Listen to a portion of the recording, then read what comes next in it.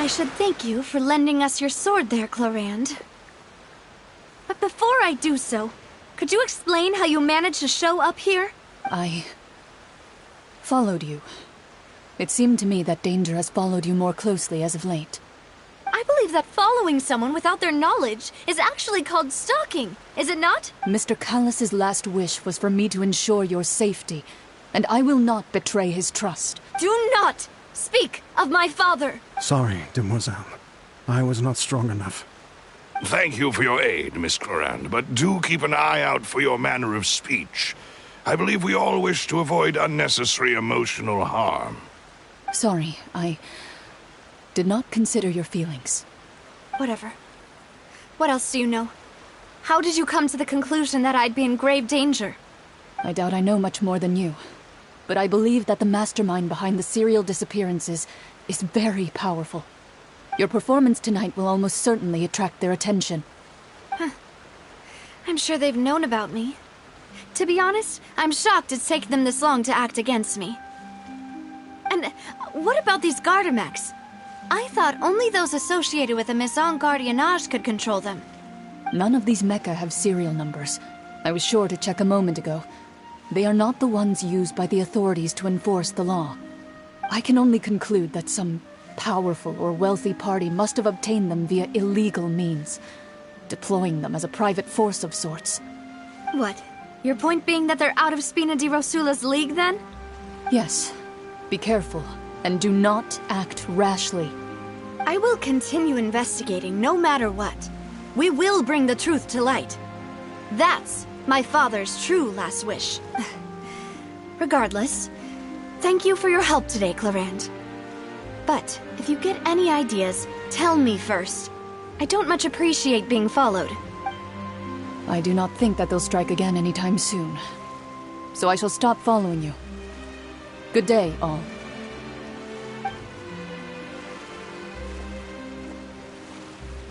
Right. I suppose that's the best news we've gotten today. Demoiselle, I believe that Miss Clorand was... I know, she's... Oh,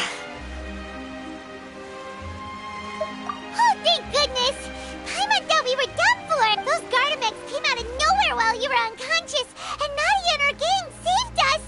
Oh, and there was that champion duelist named Clorand who came out to save us too! We got lucky there.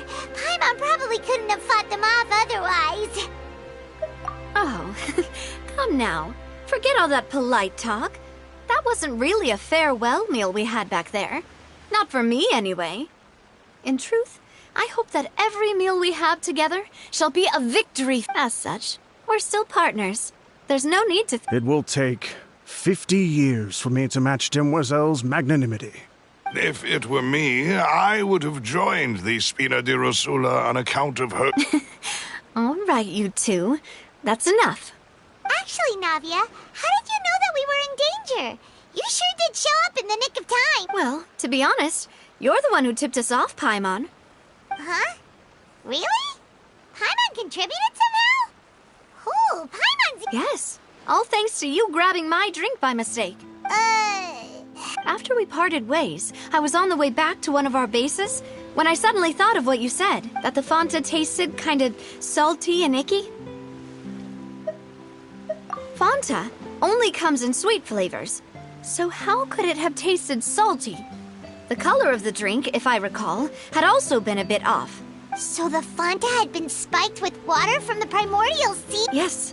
So if you hadn't drunk that cup for me... Spina di Rosula is preparing the grandest of awards for the boss. Huh. Really?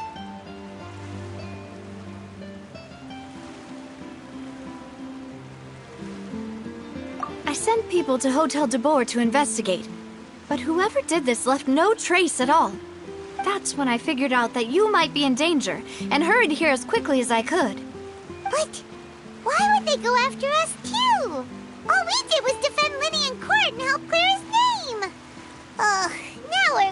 Well, you did foil a plan that they were probably pretty proud of, and almost got their name in the process. Speaking of which, did anything strange happen when you drank the primordial? Well, it can't be a coincidence that the traveler fainted just now. He said that he heard that voice calling for Vache again. Oh, and this time Paimon heard it too, but it was real faint. Does this situation have to do with the primordial seawater then? Does that mean the primordial seawater raises someone's sensitivity to hydro when it's used on people who are not from Fontaine? That doesn't sound like too much of a bad thing, to be honest. New intel? While you were out cold? Well, let's hear it, shall we? Oh. Vache. That name doesn't ring a bell. I suppose he hasn't stepped forward as a witness in court lately. Since he saw that young woman dissolve, he was at least at the crime scene. But he never gave testimony or any information regarding people dissolving in the primordial seawater. Yes, thank you. This is very important information indeed. We will continue to invest. Oh, you mean you'll help us investigate? Well, you did say that our farewell meal didn't really count. And besides, we're in this now whether we like it or not.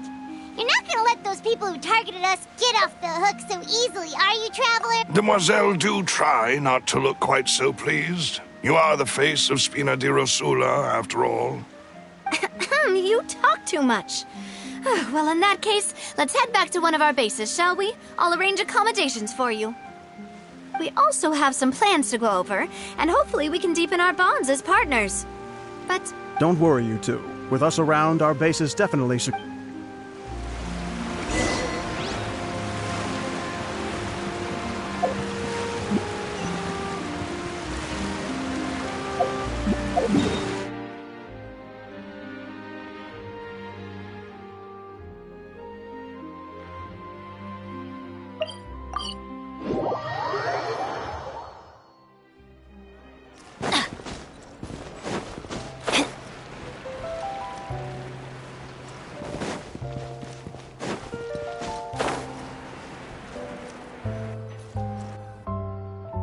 It's right up ahead, but let's make sure we weren't followed first. I've been keeping watch, Demoiselle. I haven't spotted anyone suspicious thus far. Very good. But let's not let our guard down for now. I shall find rooms for our respected guests. Thank you, Malus. Now, let's continue, Traveler.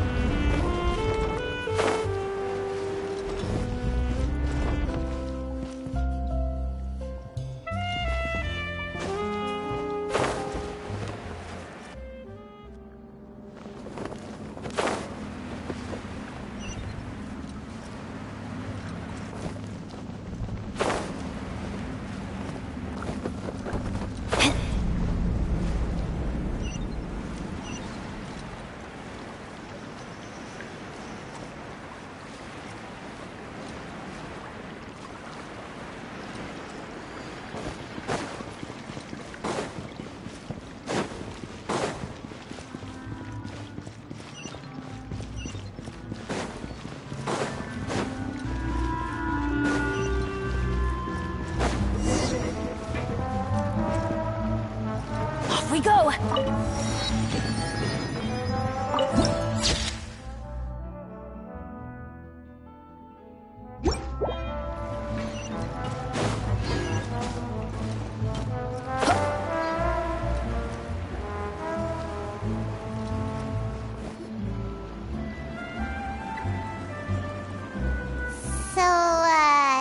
This is your base? Your accommodations have been arranged. Under the present circumstances... Well, our funds have been a little tight lately. After all, we don't allow illegal or unethical profiteering. In fact, our funds often come from citizenry who support us. Seems like it's tough times for everyone. But if you have the support of the people, that does sound like it's... To be honest, Our financial situation was a lot better back when my father was in charge a few years ago. I'm afraid I'm not quite his equal. Your father... he was the previous boss of Spina di Rosula, right? How did he... Demoiselle, if you'll allow me to explain... No. I'll explain it myself. I suppose I couldn't run from this topic forever. And, as partners, this is something I hope they can understand. My father's name is Callus. Yes, the same one they call Callus the Unfaithful in the streets. 3 years ago, he was accused of murdering his own friend. But he chose a duel to defend his honor instead of standing trial. He died in the duelist's ring. Oh no. But I do not believe my father was a murderer. I'm sure he was set up. At the time, I believed that if he only stood trial and was duly investigated, something amiss would crop up and prove his innocence. But strangely, he not only requested the duel himself, but rumor has it that even after being seriously injured, to the point where he could be deemed as having lost the duel, he refused to surrender, determined to die in the arena. 3 years later, I still don't understand why he did that. How could he protect his honor if he's dead? If anything, he gave up the closest piece of info I have is that my father had been investigating the serial disappearances case at the time of his death. Ah, so that's why you're so determined to get to the bottom of that case. That's right. I've also tried to investigate the murder my father was implicated in, but I haven't found a single new clue in my countless reviews of the investigation records. However, I believe that if the murder case is related to those behind the disappearances, they must know something. I must know what really happened. Was my father coerced? Framed? Even if he really did kill his friend, I must get to the truth. If only he'd been more open with me when he was still alive. He even hid the fact that my mother died due to complications when giving birth to me. And now, here I am investigating his death. You really are a hand. Demoiselle, please, if there is anything I can do, anything at all. I also will never believe that Master Callus murdered anyone. There are none whom I respect more than the two of you, Demoiselle. Master Callus did so much good in life, yet all it took was one murder case for him to be dubbed Callus the Unfaithful. Even our supporters decreased greatly due to that incident, hence our strained finances at present. Wait, if Callus was such a good man, wouldn't people at least be a little suspicious when he was accused? No. Perhaps people just revel in that kind of drama. It's not something exclusive to people from Fontaine, really. Everyone's like that. People love watching the evil turn over a new leaf, but they also enjoy watching good people fall into an abyss from one slip-up just as much. But how could... never mind. If Callus was really falsely accused, we have to find the truth. He didn't deserve to have that happen to him. There is one other thing. Master Callus's opponent in the duel was Ms. Clorand. Oh, her? Well, then, isn't that as good as saying that she was the one who killed him? Yeah, that's not the sort of thing that you can just let go and move on from. Ms. Clorand has always placed great emphasis on the honorable nature of the duel. If her opponent doesn't yield, she will not stop either. She knew Master Callus beforehand and greatly respected him, but seeing how he was resolute in the arena, there was only ever one choice she could have made. It's not that I don't understand her at all, but I just can't deal with this yet. Don't worry, Navia. Paimon knows how you feel. You don't... Afterward, Ms. Clorand told us that at the start of the duel, Master Callus requested that she ensure Demoiselle Navia's safety. Yes, that is our understanding as well. Oh, Papa. What madness drove you to ask the person who killed you to take care of me? All right, anyway, that's the information I wanted to share with you. Even if it did... thanks. You two should go and... Yeah! Paimon's beat. Please, relax and get some sleep. We will ensure you rest soundly.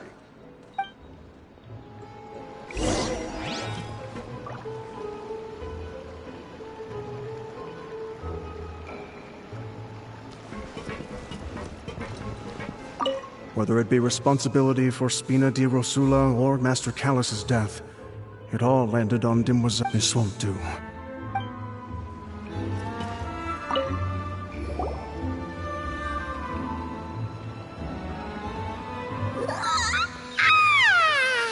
Paimon slept so well. This place feels almost too safe. Huh? Navia? Where did the other two go? I sent them back to Poisson. It's Spina di Rosula's place of origin, and where we have our headquarters. There's not much for them to do here at the moment. Paimon gets the feeling that you're just trying to get them off your back. But never mind that. When did you get back? Were you waiting here the whole time? No, I just returned after going out for a while. I did some investigating yesterday regarding the name Vacher. Wait, so you didn't sleep at all? How could I after having such critical new evidence appear? Guess Paimon... Unfortunately, this name seems to have been wiped from existence. It doesn't seem to have a match, and I suspect that those behind this have already taken steps to hinder an investigation from this angle. But that does prove that this Vacher person is a key witness in the incident. Does that mean we're too late, though? No. There is one ray of hope. One place in Fontaine that they would find almost impossible to threaten, no matter how much they wanted to. And that is the archives kept by Chief Justice Neuvillette. A place where detailed files on all the cases in recent years are kept. If the Oceanette you met is one of the young women who went missing recently, we should be able to find some related information. So Neuvillette maintains an archive of case files? Whew. Guess that's the hard-working Chief Justice for it. In that case, let's go talk to him, shall... Aren't you coming? No, it's nothing. Let's go see the Honorable Chief Justice.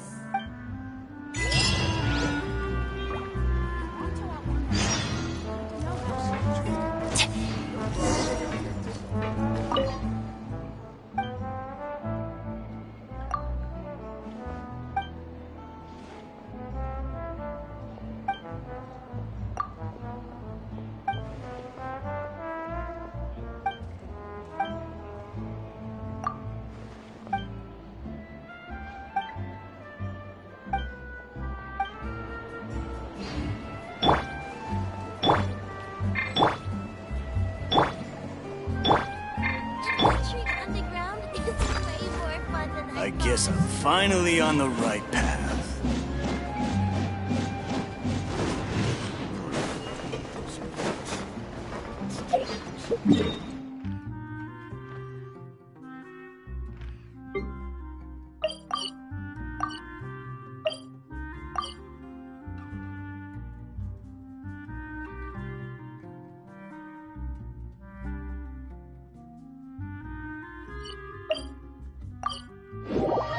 The Palais is right up ahead.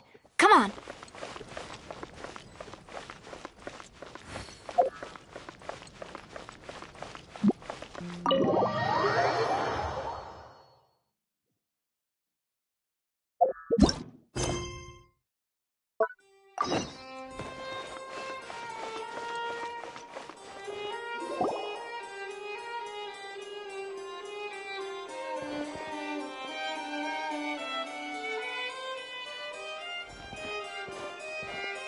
Halt! Please state your business here. The Chief Justice is presently occupied with a fish... This place does look pretty heavily guarded. Guess that proves that Neuvillette's files are... Hey, don't you recognize us? Huh? Who are you? Just to be clear, I don't care who you are or who you might be related to. Our rules make no... See? They've got great discipline, too. Yep. Paimon can tell. If you're here just to crack jokes, I can point you towards the exit. Unlike some, we're busy, so please leave if you don't have a reason to be here. No. What I meant to say is, shouldn't you remember us from a few days ago? We were at the trial of the great magician Linny. Oh, yes, I remember. I read about it in the Steambird. You must be Linny's attorneys. It's all coming back to me now. We're here today to report and archive some information on a follow-up case. Huh. Is that even a thing? Of course. Don't worry. We're here on official business. You can trust us. All right then, I'll let you through. The Chief Justice is just inside. Thanks so much.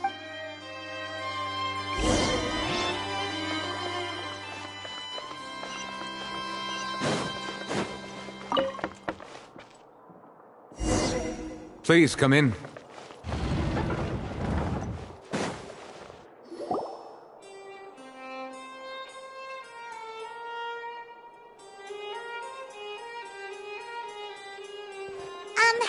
Sorry to barge in, Monsieur Nervalet. We only lied to get in because we didn't know any other way. It's all right. Please let me know how I may be of assistance to you. So you're not mad at us? We're looking for a man called Vacher. He may have been an eyewitness in the serial disappearances case. If we can find him, we may be able to unearth some key information on the case. Ah, I see. In that case, please wait here a moment while I browse through the files.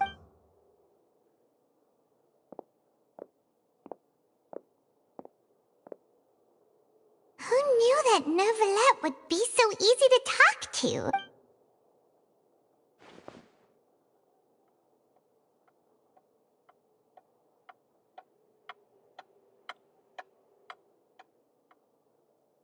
Unfortunately, I'm quite certain that no one by the name of Vacher has been involved in any case, criminal or... There are no records of him either in the files or in my memory. Traveler, what if it was really just a dream? Is that so? All right then. Thank you so much, Monsieur Neuvillette. We'll take our leave now. Ahem.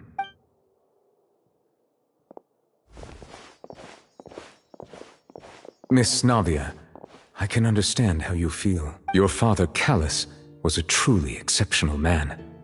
We deeply regret his passing. And what are you trying to say, Monsieur Neuvillette? Are you trying to console me? Extend your sympathy? Or just express some tendril of regret? No. You are not trying to do any of that. I can hear it in your voice. There's no emotion behind your words. It's just like last time. After my father took his place in the duelist ring, I pushed through the guards to talk to you as a last resort. You even told me then that you thought there was something fishy with the case, yet you still allowed the duel to go ahead. In your eyes, the value of a human life is nothing compared to those cold laws you hold so dear. If you truly regret my father's death, then why didn't you call a stop to the duel? Why didn't you give me the power to stop him from throwing his life away? Why did you just let him die? Despite everything was hanging on a thread at that moment. Just the tiniest effort could have changed. There are still so many things I never got to tell him. So many questions he still owes. If you really have no heart, then just look me in the eyes. I, Navia, will show you the true meaning of regret. I'm sorry, Miss Navia. You and my father are truly alike. You keep all kinds of things in your heart and never say a word to anyone. It's not so much that you can't feel, but that you would never express. Oh well. In any case, everyone already knows full well the apathy of the Chief Justice. My apologies for taking my emotions out on you, Monsieur Chief Justice. Let's go, Traveler and Paimon.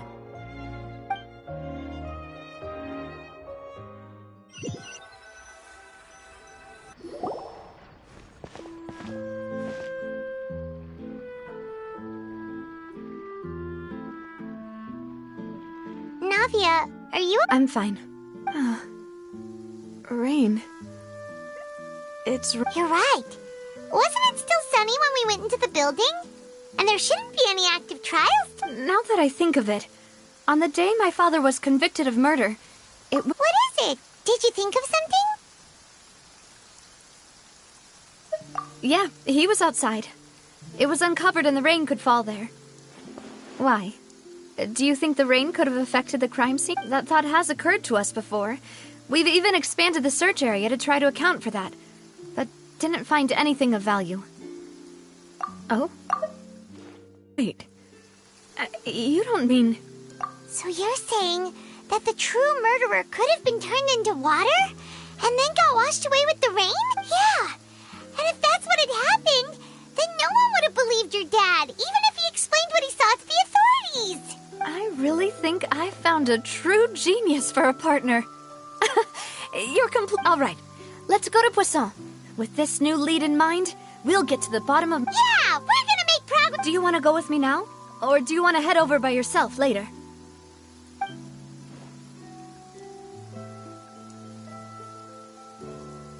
Great.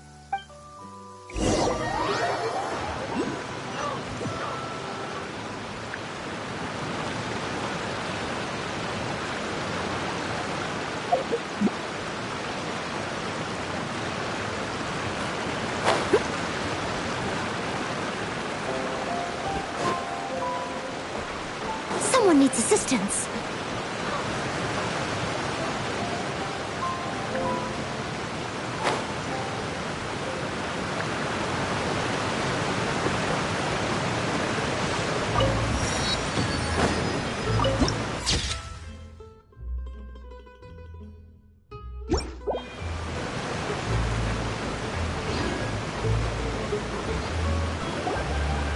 Whoa, what a huge ship! Why would a ship be anchored at a place like this? There's no need to be so surprised. While it may look like a ship, it's actually Spina di Rosula's headquarters. My father was the one who asked for it to be built like this. Perhaps our tastes in exterior design... My father had in common. A gigantic and glamorous ship embodies discovery, opportunity, ambition, and conquest. It symbolizes Spina di Rosula's bright and limitless future. And Paimon thought you were bluffing when you said Spina di Rosula had a glorious... Paimon was confused why a group with such a history would live in the sewers. But now that Paimon has seen this ship for herself... Well, Poisson is where Spina di Rosula began, after all. It's our main base, our home.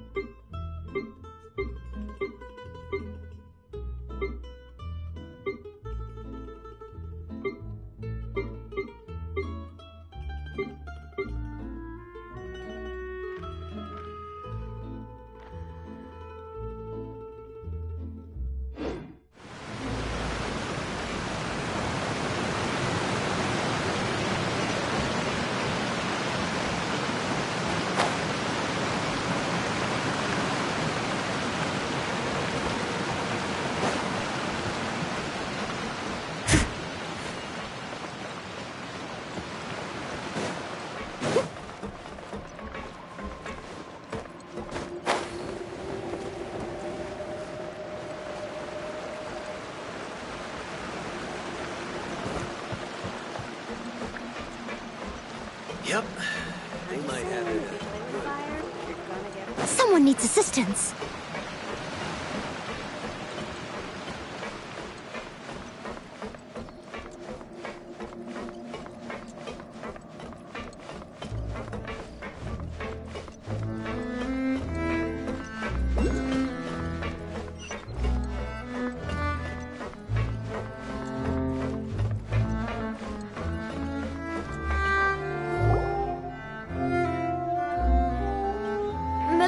We're back! Apologies for the wait, demoiselle, and our most important partners. You said before that you still had some business at the court. What brings you back to Poisson so quickly? About that. It's because my partner here reminded me of something really important. You still remember, right, Malouse? On that night, it was raining? Yes, the case was quite similar to that of Mr. Linney's. Both were what you'd call impossible murders. Could you tell us a bit more about what happened before? Yeah, of course. Many years ago, something called synth began to gain popularity in Poisson. At a glance, it was a kind of drink that could excite your mood and produce many pleasant hallucinations. Wait! Didn't that guard guy who turned into water also mention that the primordial water could be used to produce some kind of potion? Yes, he did.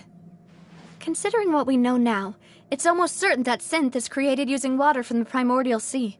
If you drink synth for an extended amount of time, you'll suffer many side effects, such as losing the ability to focus or control your emotions.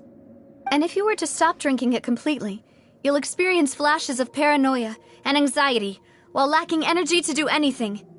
It's an extremely dangerous substance. As he oversaw Poisson, my father was compelled to put a stop to synth abuse and called for a complete ban of it.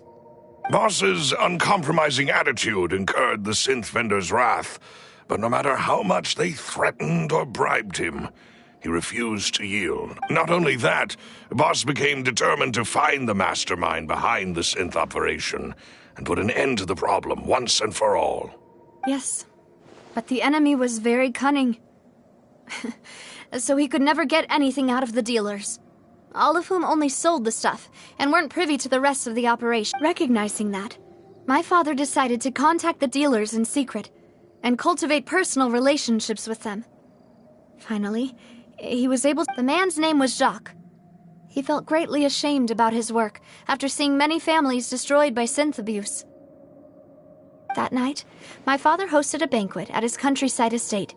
He planned to meet up and exchange information with Jacques over some food. But then, we heard 2 gunshots from the courtyard. We raced to the scene and found my father, still holding a gun, and Jacques, who was already dead on the ground. Huh? How did that happen?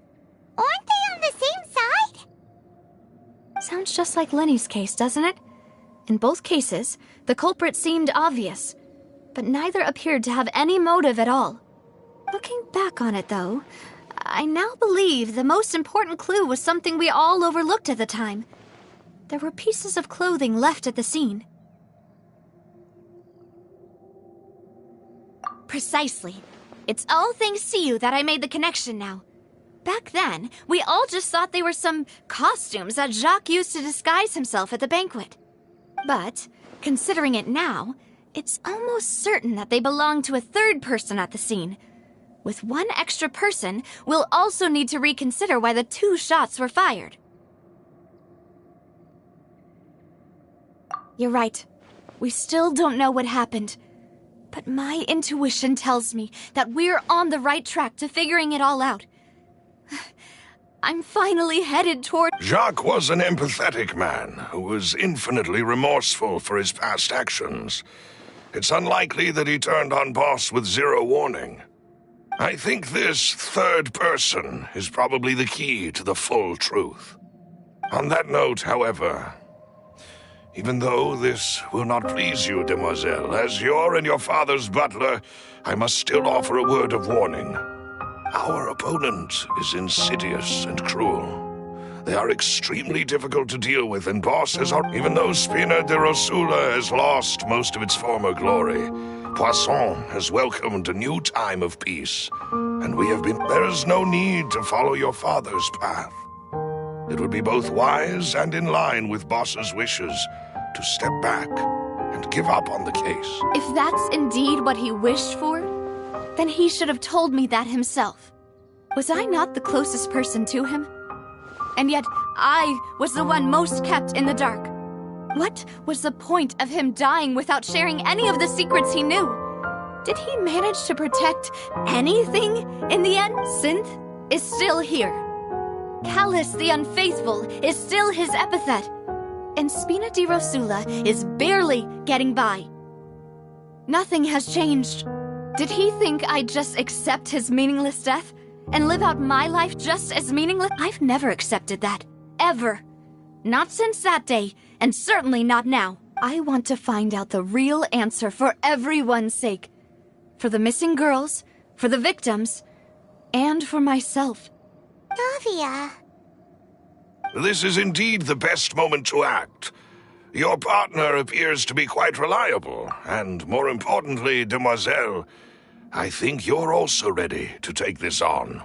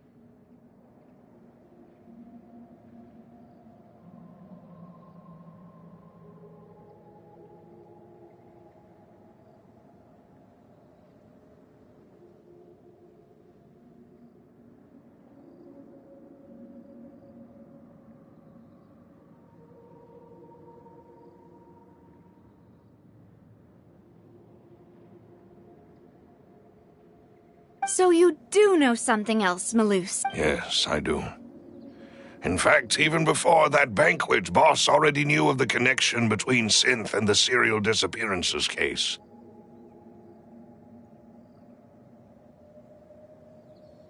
But what drove all the tensions to the boiling point was the revelation that you, Demoiselle, had been selected as the next target to disappear.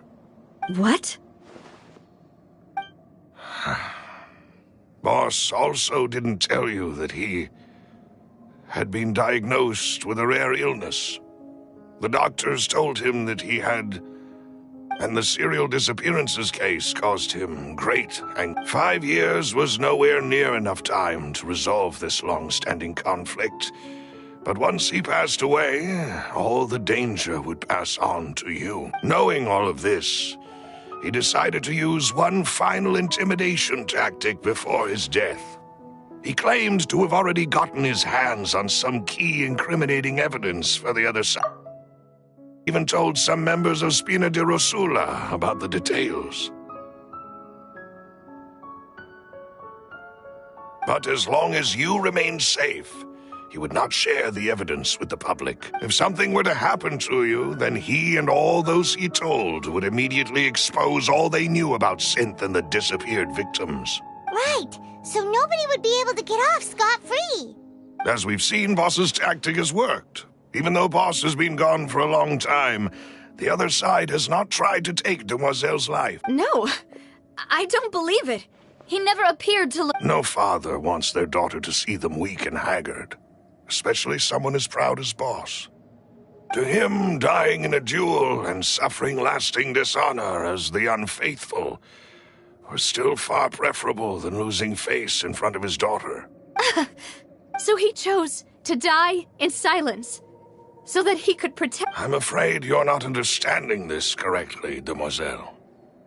What Boss wanted to hand to you was not a parasol, but a sword. If Boss's spirit could hear you telling me that you want to find the answer for the sake of everyone involved, I'm sure he'd be extremely proud. That fool. Couldn't he have just given it to me straight? No. He might have set up everything precisely because he never thought I'd be able to understand him. Is that the amount of confidence he had in me? And what if I was never able to make it to where I am now?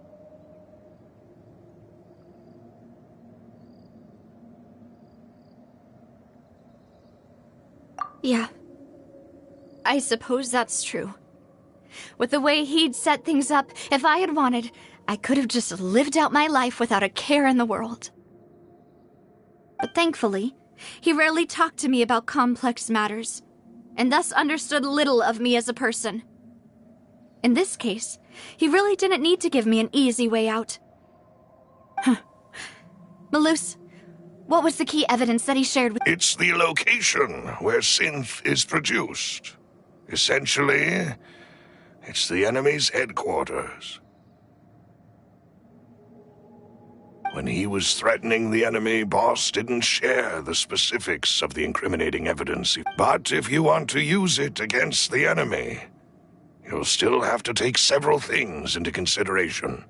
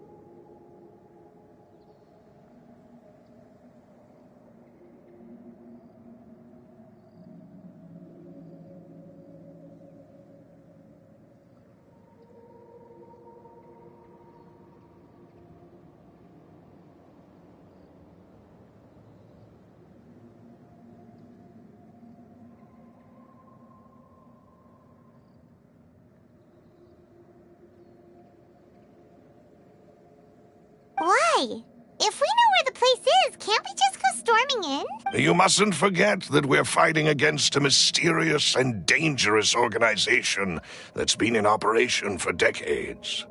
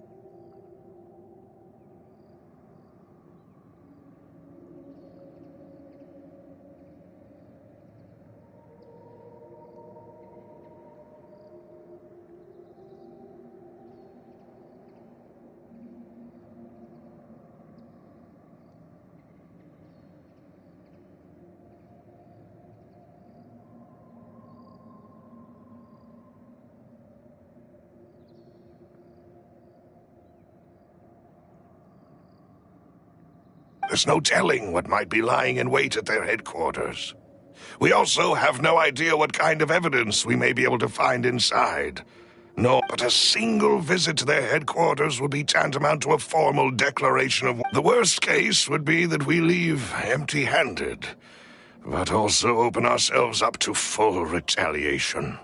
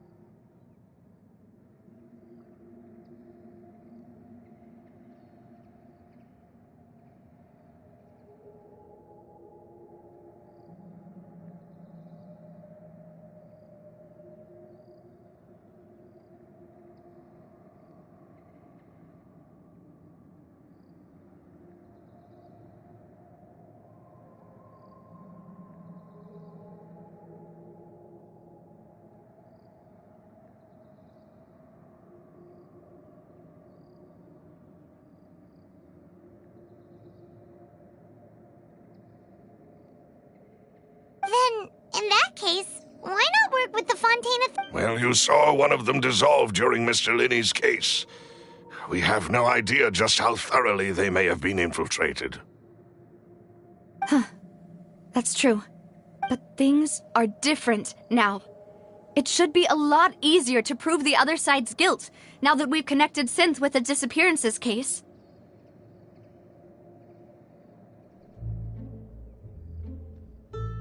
You sound like you've put a lot of thought into this, Maloof. I am the butler, after all. I live but to serve the boss and Demoiselle's will.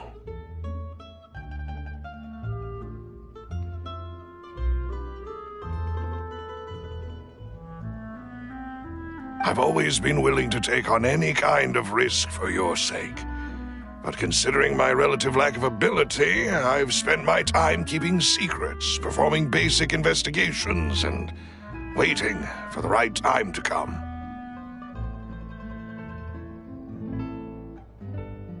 Thank you for all of that, Malus. Have you discovered anything new in the past few years? Let me think. One conclusion I came to was that the enemy must be quite familiar with Spina di Rosula, or at least have an informant planted here.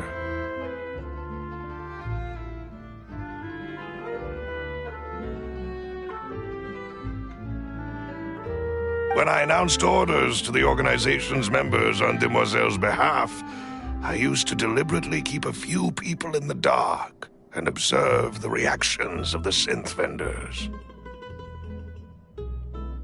If the vendors didn't change their plans, then the individuals informed of our orders must be innocent. If the vendors packed up and fled, however, then someone must have given them the news.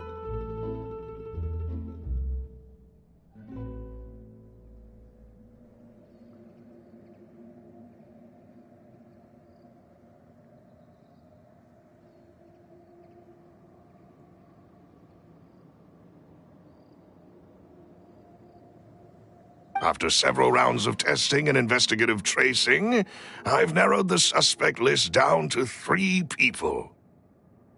The first is Florent, Spina di Rosula's senior advisor. Huh? Yes, surprising, isn't it? He was one of the people Boss trusted the most. Thanks to his position within Boss's innermost circle, he always knew our upcoming plans and could thus avoid capture this whole time. There's someone else like him too. Marcel, the head of Confrérie of Cabrières. Uncle Marcel. It's a guild in Poisson. Boss helped it to grow to its... In the beginning, they were only reselling some daily goods, but now they're one of the richest guilds around with a lot of business connections. So, they're like a sister organization of Spina? Yes, you can say that. When we were fighting against the synth dealers, they provided us with plenty of support. It's a bit difficult to imagine someone using their own money to hunt down them. The final suspect is Thierry, the man responsible for coordinating information between Spina di Rosula and the guards. Although the guards mostly leave us to our own devices, there are still many activities we have to report to the local authorities. Since Thierry is always in the know about our current activities, he could I see. These? To think that the enemy we've been fighting against has been right next to me all along, among those I trust the most. It's almost too hard to... If you want to investigate them, please take every precaution to not alert the quarry. Judging from our experience, the enemy is extremely cautious. Of course. And thank you, Malus. You're too kind, my lady. I'm just doing my job. And before I forget, proving Boss's innocence would also mean clearing him of blame. After that incident, Jacques' wife and daughter were taken into the Spina's care. They still live in Poisson today. If it might help, you could also pay them a visit. I can make the necessary arrangements. Oh, thank you so much, Malus. You really are the... A new case awaits, my dear partner. I hope we can work together to...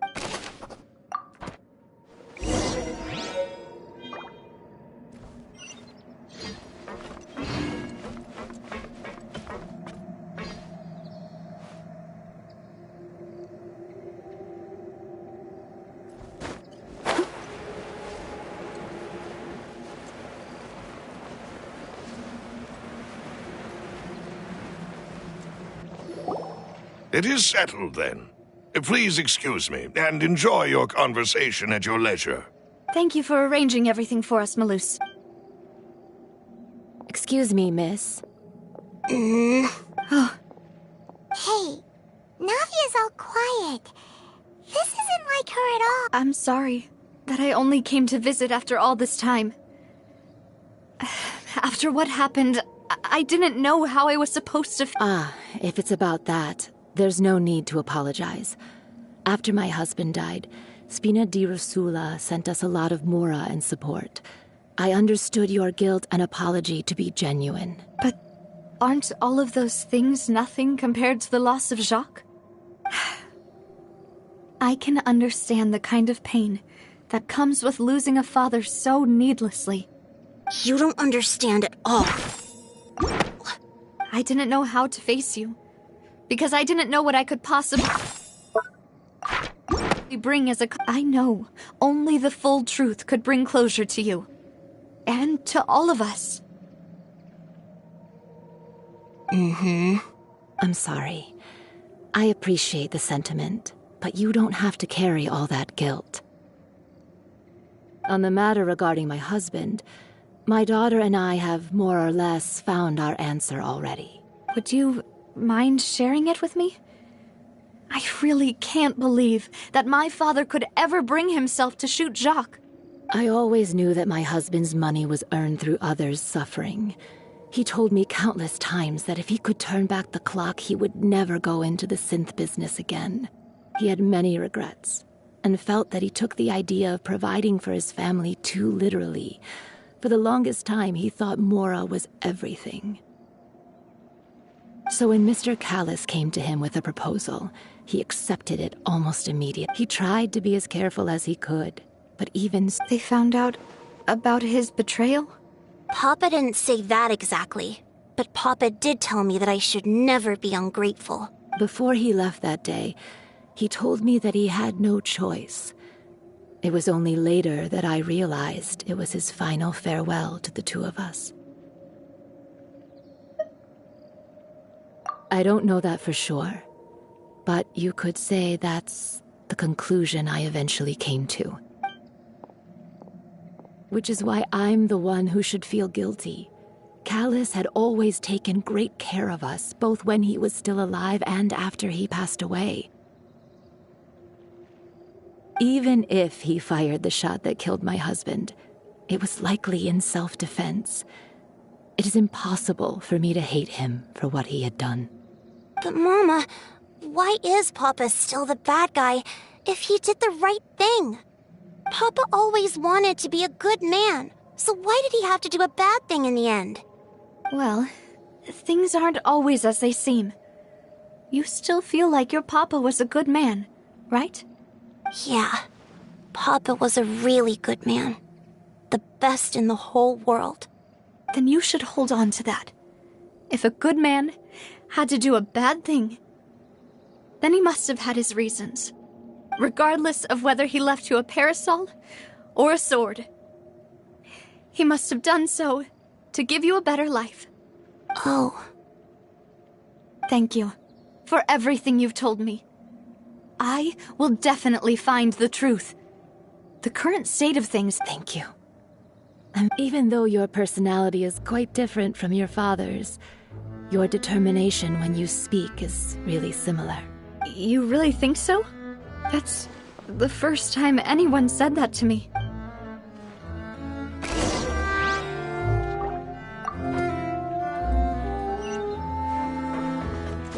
Are you okay, Navia? I'm fine. Don't worry. Let's investigate the 3 suspects.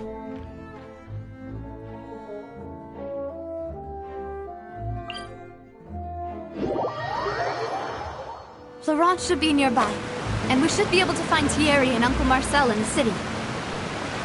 I'll get myself together on the way, so please don't worry. Greetings, boss. How may I be of assistance today? I'm sure you've heard about what happened at the Opera House? Yeah, I've heard. It also reminded me, on the day that the incident happened with my father, it was raining outside. And we found some clothes left at the scene. After my partner here put the dots together for me, I feel like we should try to reopen his case. Can you do me a favor and try to recall what happened that night? Let me think. Mr. Callis was feeling pretty upbeat that day. So he was drinking and bantering away with us at the table. After that, he told us that he wanted to go get some fresh air.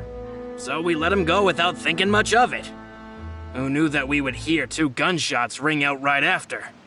My first reaction was that Mr. Callus's life was in danger. So I grabbed my holster and made a mad dash toward the scene. But when I got there, it was already too late. Mr. Callus was standing over a dead body with a gun in his hands. All we could do was look back and forth at each other, not knowing what to say. So you also remember 2 gunshots then? Indeed. The guard said that the first shot didn't hit anyone, while the second killed Jacques. But I've never really bought that explanation. Reason being, Mr. Callus had left his gun on the table. I even made sure to confirm that before running to the scene. But according to the guards, that doesn't mean he couldn't have had other guns on his person. About the clothes left at the scene that you mentioned. Do you think there was a third person there who was turned into water?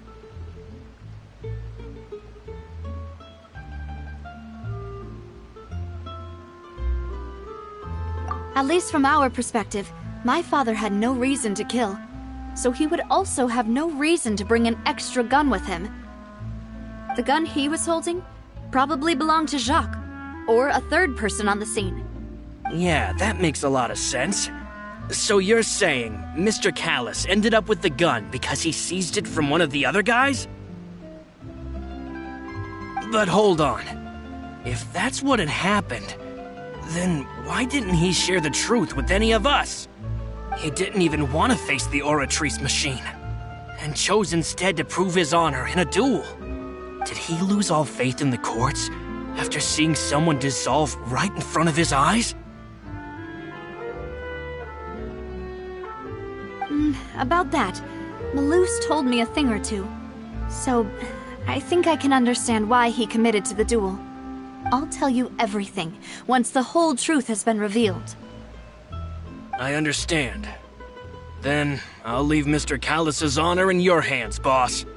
And if I may just say one more thing. The whole Callus the Unfaithful epithet has been a thorn in my side since the day it was invented. Many people have laughed at me for still calling him Mr. Callus, even after so many years have passed.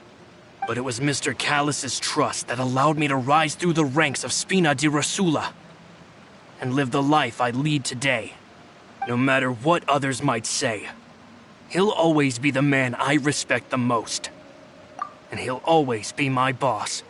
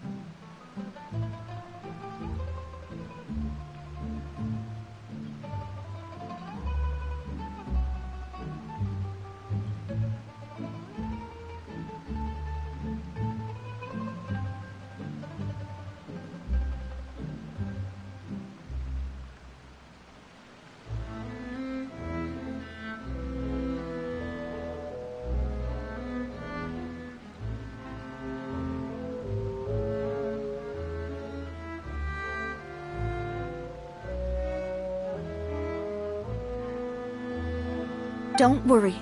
I will definitely find the truth. You and all our other comrades at the Spina deserve to know the truth as well.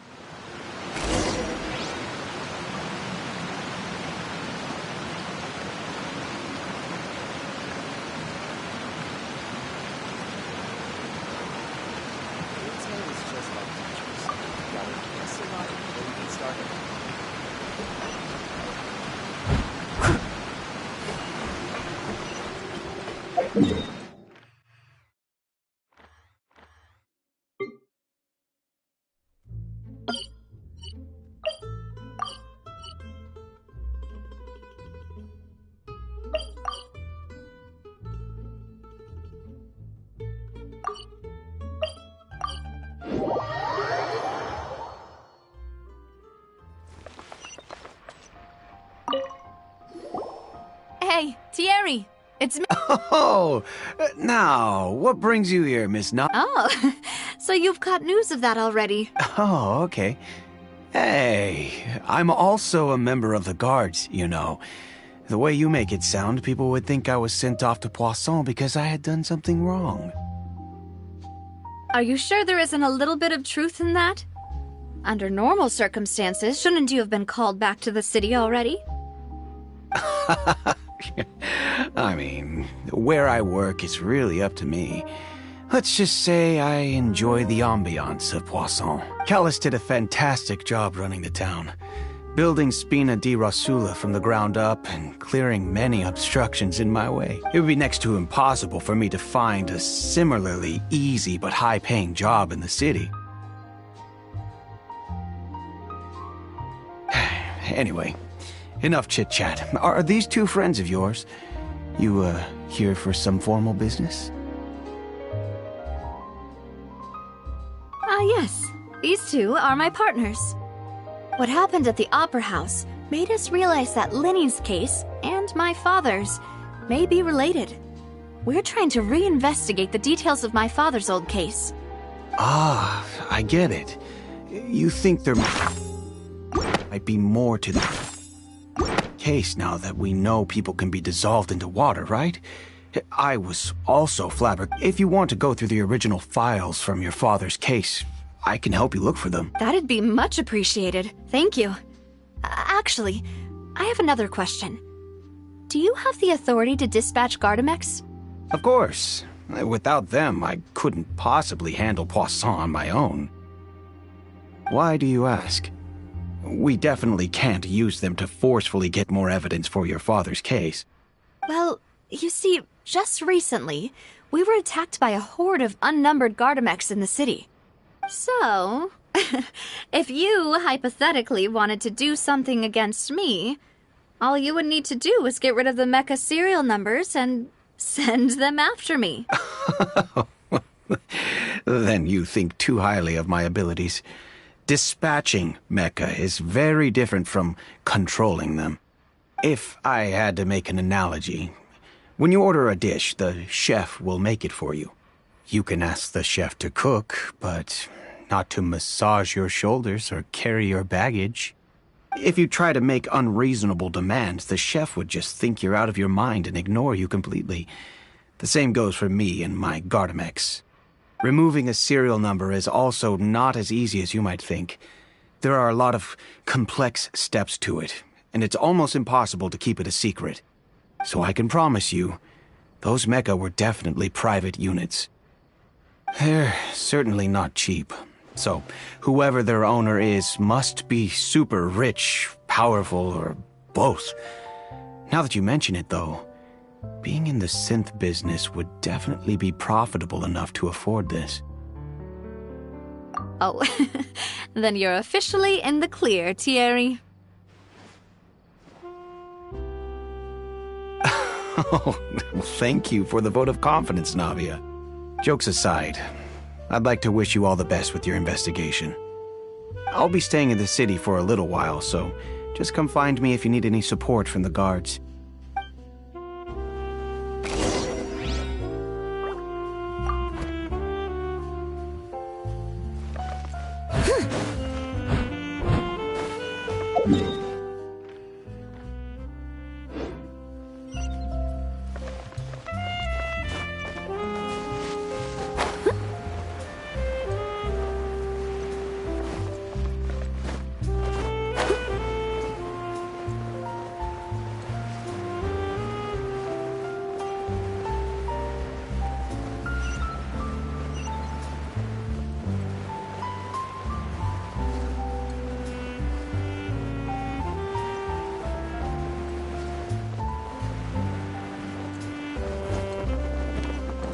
I am a disgrace to the knights. Hello. How may I help you?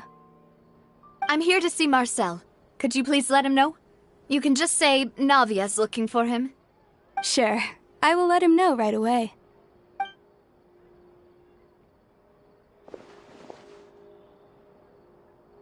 Navia, hello. Sorry to keep you waiting. I'm not as young as I used to be, so my legs are giving out a bit. Oh, it's all right, Uncle Marcel. There's no need to stress. I just wanted to talk to you briefly about what happened in the Opera House. I'm sure you saw everything too, right? Yes, I've never seen anything so strange. Oh, you were at the Opera House too? That's right. I went there with Navia to see the magic show. Who knew it would turn into a whole murder mystery? I also witnessed your marvelous sleuthing work. Quite impressive. To beat the Hydro Archon at her own game on her own turf, I can already imagine everyone in Fontaine discussing your exploits over a few glasses of wine. Oh, Paimon doesn't want to become the talk of drunkards. Apologies. It's just how Fontaine is as a nation. Everyone loves drama and theatrics. Uncle Marcel, you've also noticed that other thing, right? The fact that humans can dissolve in water? Yes, I was reminded of your father's case right away. Is that what you're investigating now? Exactly. I still don't have much solid proof, but I can sense that the other side has already begun to act. Oh, and what makes you say that? We were attacked on Araneus by some unnumbered Gardamex. And there was also an attempt to get me to drink water from the primordial sea. If not for the vigilance of my partner, I probably wouldn't even be here talking to you right now. Oh, you're giving us too much credit. Wasn't it you who protected us? Alas, it seems things are heating up again. The peace that Callus sought so dearly will soon become a thing of the past. But rest assured, Navia, Poisson will always remain a safe haven for you. If you're scared, you can always return there. If anyone dares to lay their hands on you there, the Confrérie of Cabrières will use its funds to the last Mora to bring them to justice. Thank you, Uncle Marcel. But I don't intend to go into hiding. I'm going to strike while the iron's hot. Do you have any new thoughts on my father's case? About that. Sorry, my age is catching up with me, so it'll take me a while to recall my memory. The Confrérie was responsible for that banquet, so I was out and about the whole time making sure things were running smoothly. I didn't even have the time to drink with the guests. Then I heard the sound of a gunshot, and the rest was history. Oh, it's okay. No need to push yourself. We'll ask around some more, see if there are any valuable clues elsewhere. Sounds good. Just let me know if you ever need Mora. All my wealth comes from Callus's patronage and support. I'll spend however much it takes to clear his name.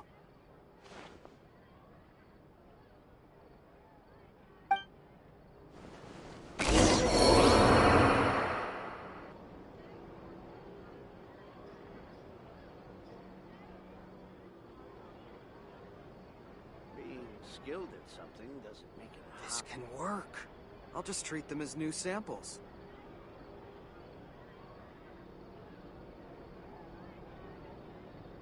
Oh, ow! Where did that come from?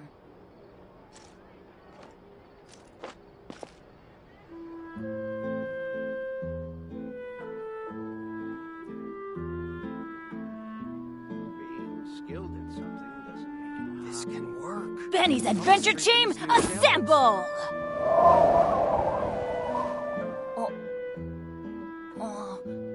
Every scent tells a story. Or not.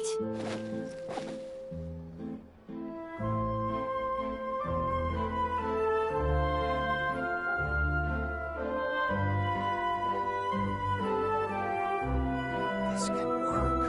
I'll just treat them as new samples. Ow! Where did that come from?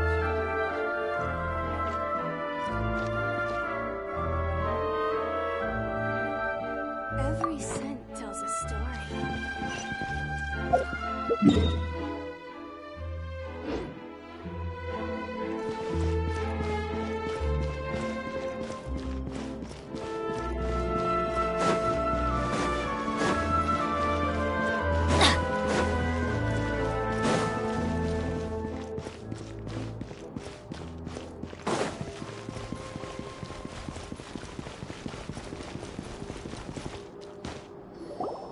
We've talked to all three suspects, purely based on their conversations with me.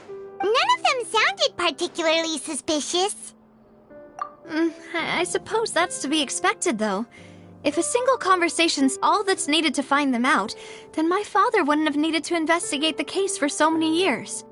Anyway, even though we didn't make a breakthrough, let's still compile what we were able to find. But where should we start? Ah, you're right! Flora mentioned that Callus probably only ended up with the gun because of circumstance. According to Jacques' family members, he already told them that he had been discovered, and that he had no choice before he left home that day. If I had to guess, he probably received an order from the synth boss to kill my father. Had he refused, he and his family's lives would have been forfeit. So, Jacques fired the first shot? Oh? And why is that?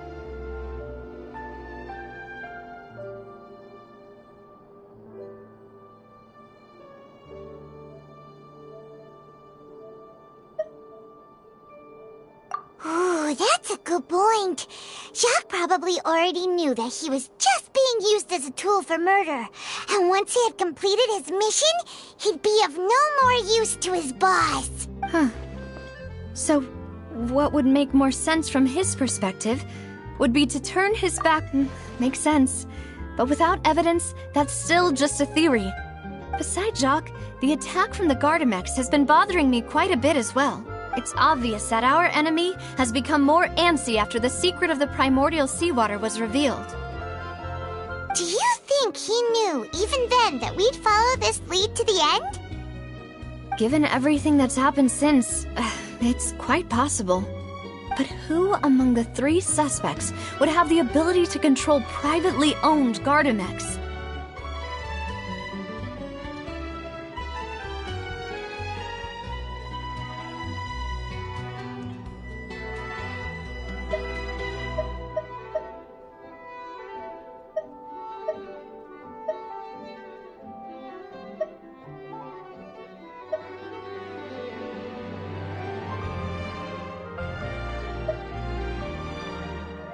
Florent? It is true that he was close, but as Spina di Rosula's advisor, his work mostly deals with personnel and security. So you're saying he's too broke to afford— Exactly. He can't. And even if he could, I don't think he would be able to dispatch a— Thierry, you say? It is possible that he's figured out a way to but I didn't feel like he was lying when he was talking to us about the mecha. Yeah. Had he actually tampered with the mecha, we'd be able to prove it with a simple check of the guard's inventory.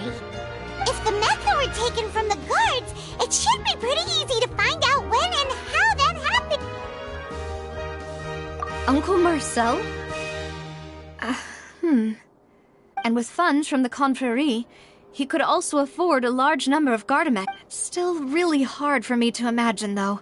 After all, Uncle Marcel has been around since I was just a child. Also, wouldn't this mean he has been spending a whole lot of mora and energy to fight his own synth business? Who could it be?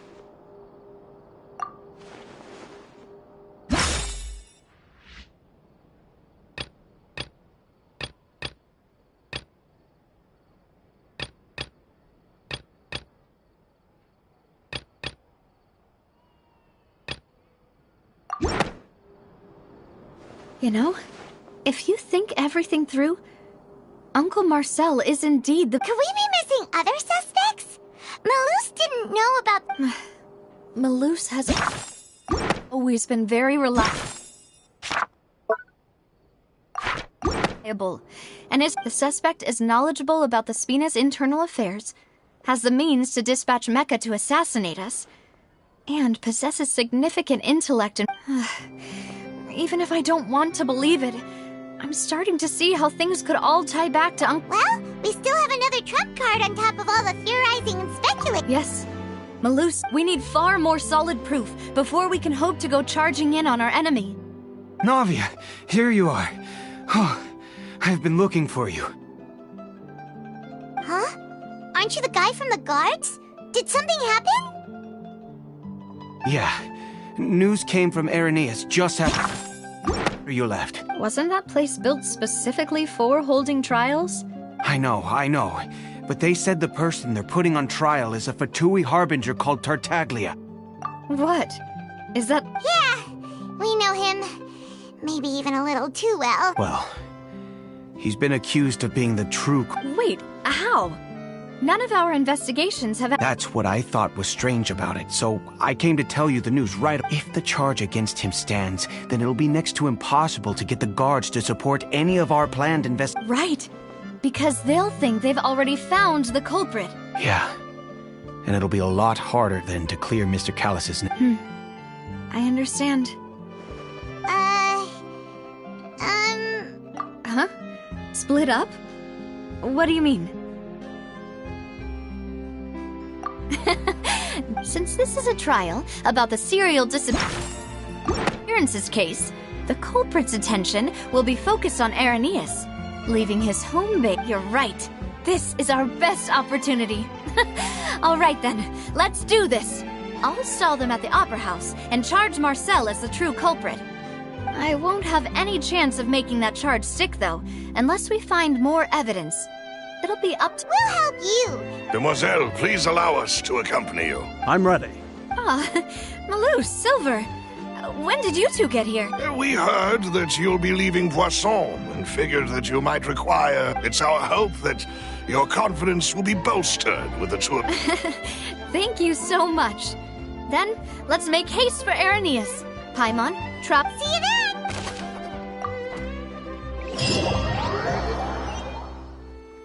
Now that Navia has set out for Irenaeus, we should also get going. The location has already been marked on the map, so let's head over.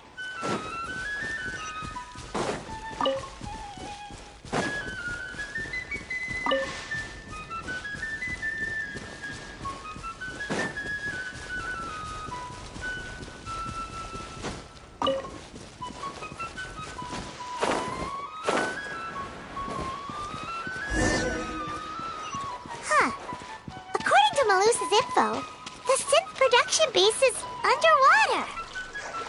Let's go and try to find the entrance.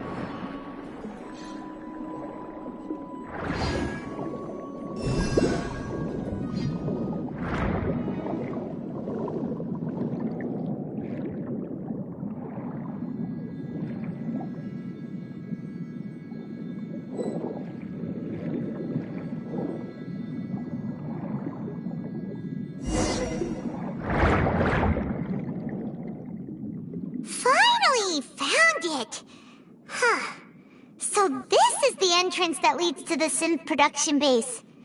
It sure— you're right. And Navia's probably arguing up a—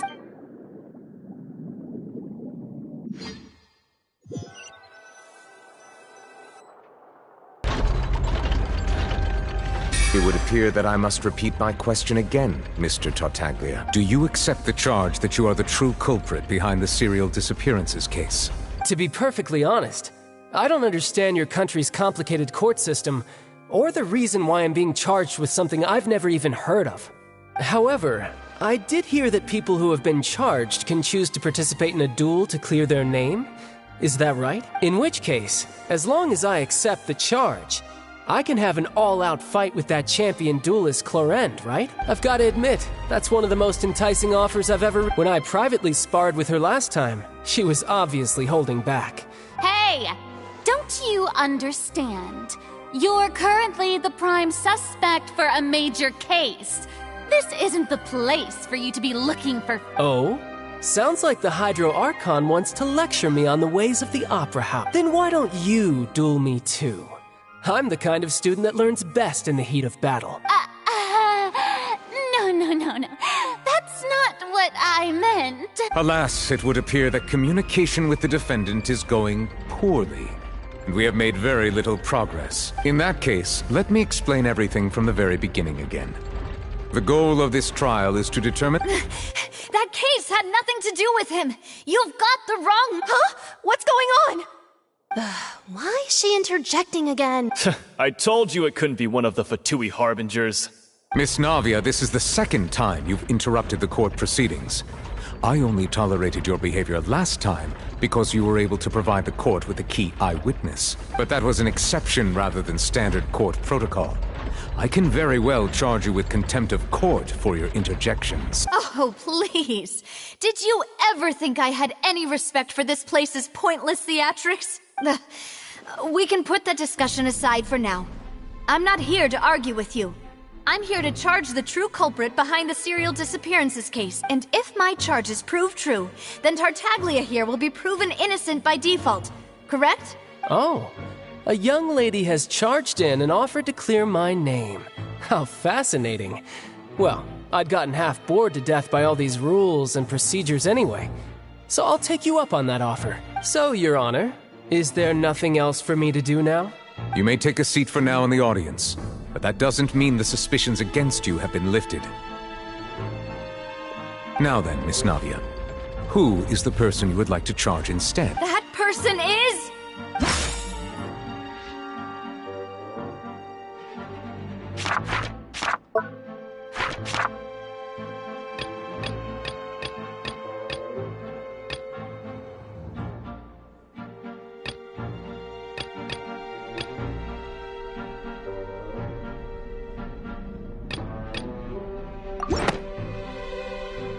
Marcel, the head of Confrérie of Cabrières! Huh? What Confrérie? Never heard of them in my life. I've heard of them, but weren't they Spina di Rosula's sister organization? Oh, is this going to be a friends to enemies type situation? Please let me remind you, Miss Navia, that charging someone is an incredibly serious matter. Committing to the charge also means taking on the legal responsibilities associated with it. And if the charge fails, depending on the circumstances, you may also be charged with the crime of making a false accusation. Knowing this, do you still wish to charge this man? Yes, I do. In that case, I declare the charge to be valid. Miss Navia and attorneys, please take your places on the court. Members of the guards, please contact Mr. Marcel right away so that he may stand trial.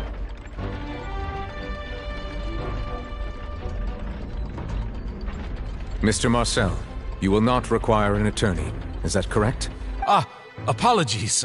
It all just happened so quickly. I still haven't figured out what's going on. I think an attorney won't be necessary. This is probably just a misunderstanding between me and Navia. Very well. In that case, since both sides have now arrived, Miss Navia, please present your charges. I would like to take everyone back to 3 years ago, to the case of Callus the Unfaithful. Only through elucidating what really happened in that case can we connect all the dots for the serial Navia, do you really think? Come on. Why would I do that? Callus was my benefactor, and remember both you and I only ran to the scene when we heard the sound of a gun. If that's enough to make me a suspect, wouldn't that make everyone at that banquet a suspect as well? I think there's no point in getting into the specifics right now. The audience doesn't even have the big picture yet. Even I'm struggling to remember some... Exactly correct, Your Honor. I must refresh everyone's memory about that case before I can explain my charge. I see. In which case, I will recount the findings about that case as originally recorded by Maison Gardiennage.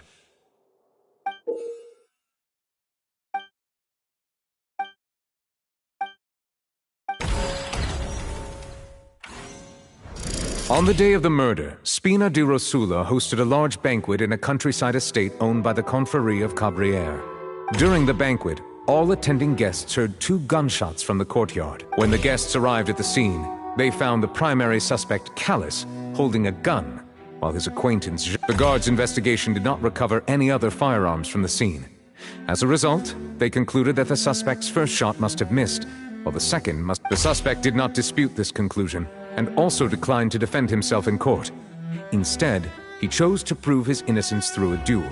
Callus was defeated by champion duelist Clarande in the ensuing duel, and soon succumbed to the... These are the known facts about the case.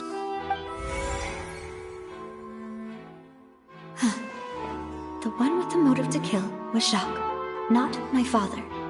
And even so, Jacques still had no reason to pull the trigger. In truth, the third person shot Jacques first, and was shot in turn by my father when my father seized the gun from him. After that, the true culprit turned the third person into water, erasing all traces of him from the scene. Thank you for the summary, Your Honor. Of course. However, we should revisit the case now that we've gained new information about the abilities of water from the primordial sea.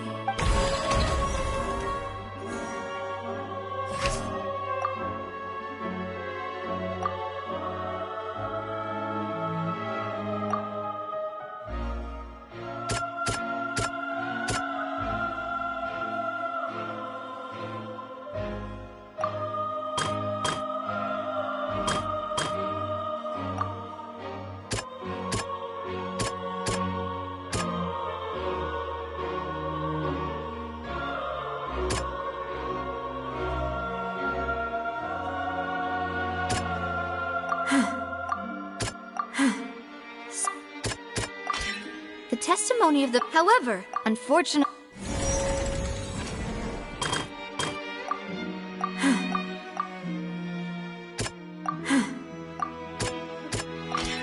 This assassin...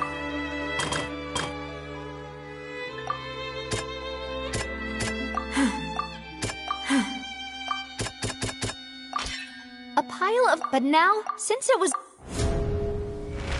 Realizing this, the true culprit caused the hired assassin to dissolve into water, leading everyone to believe Callus was responsible for Jacques' murder. This is the true version of...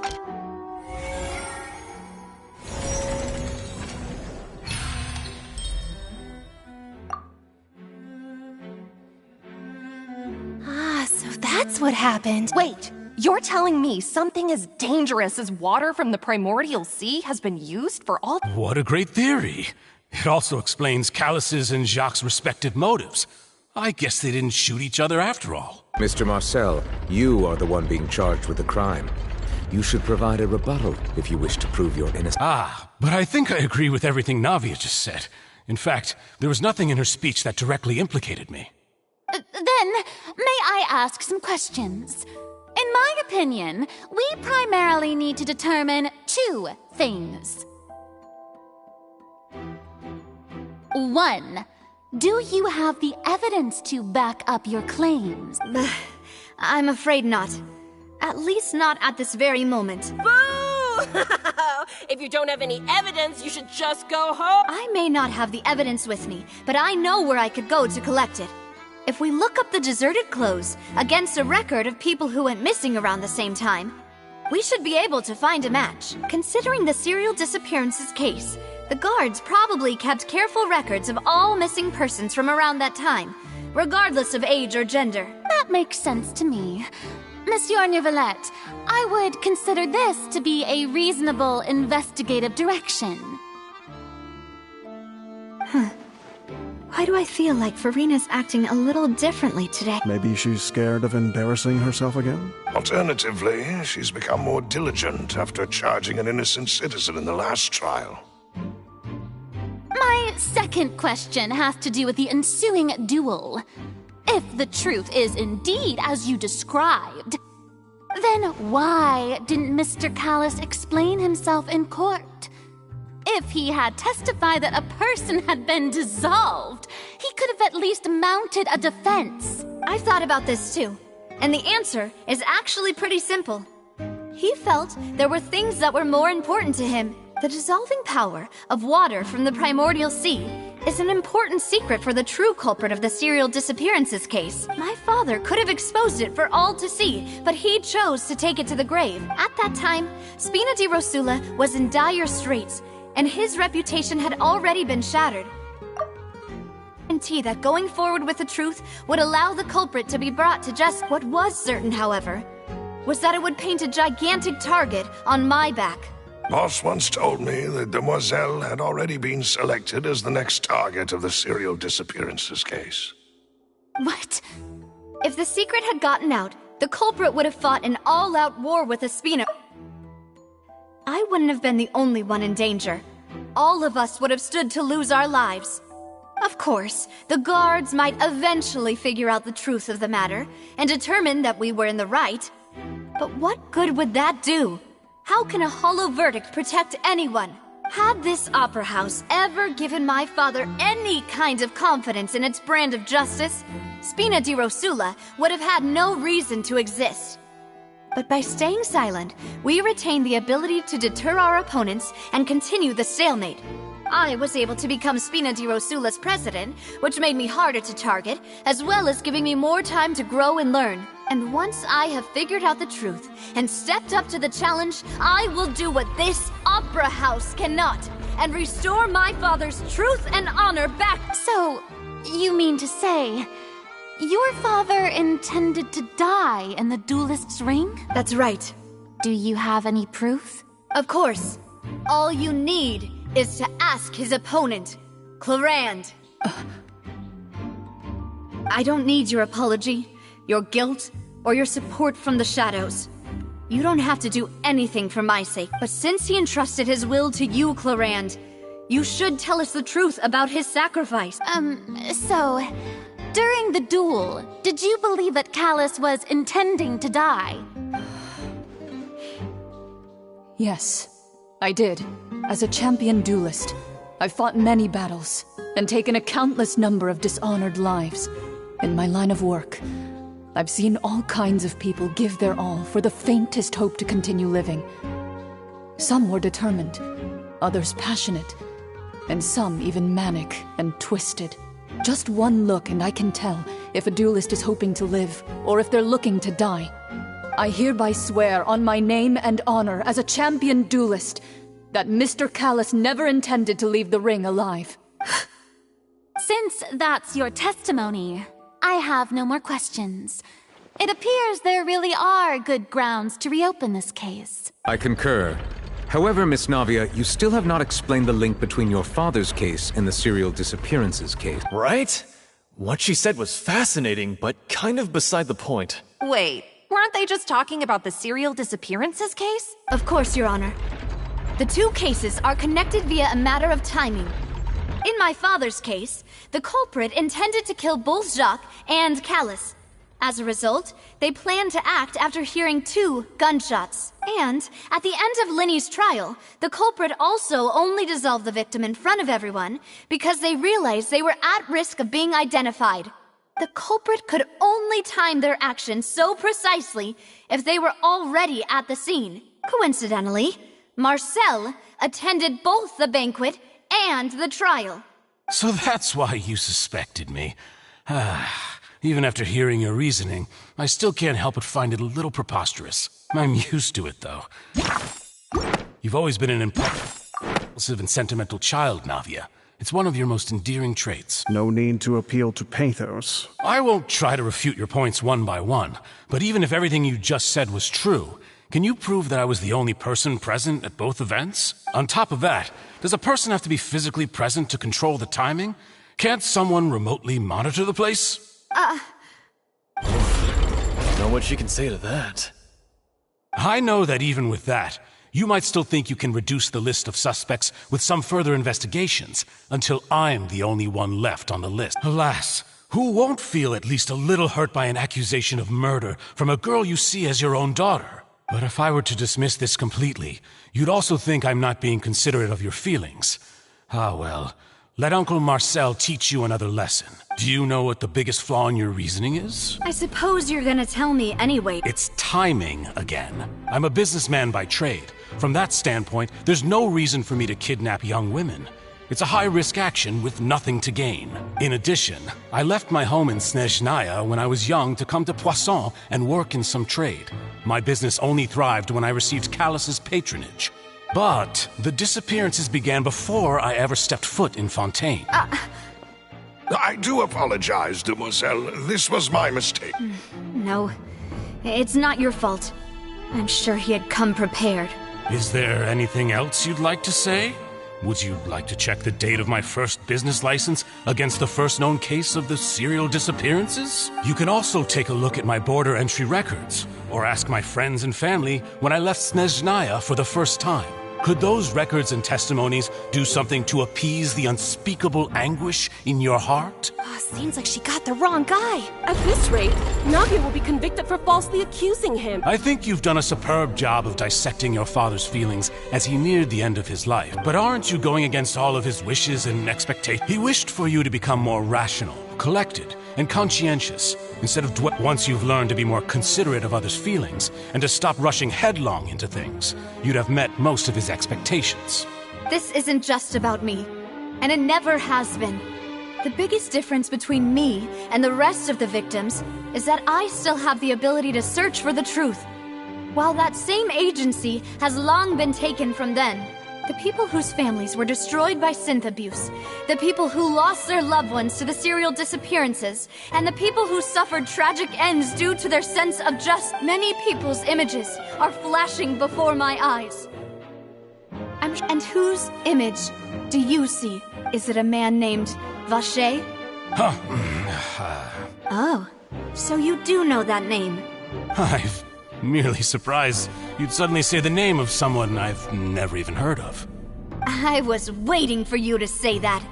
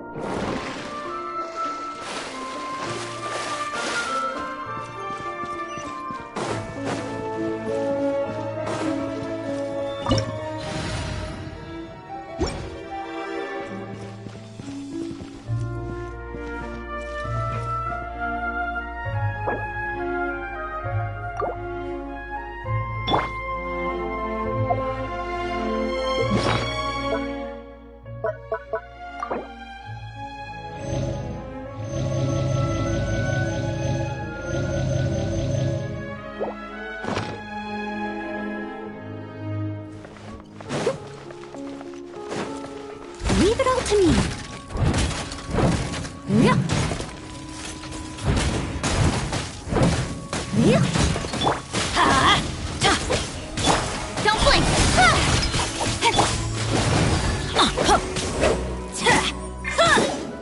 Let's light it up! Incoming!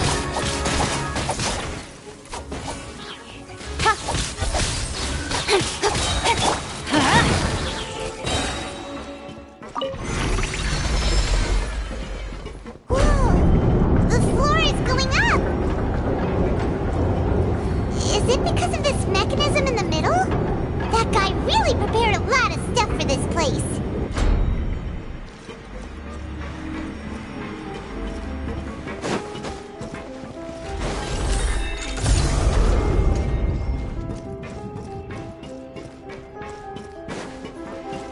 Paimon thinks we need to go up, but Paimon doesn't see a way. Let's take a look around. Maybe we'll find a hidden mechanism that'll show us the way up.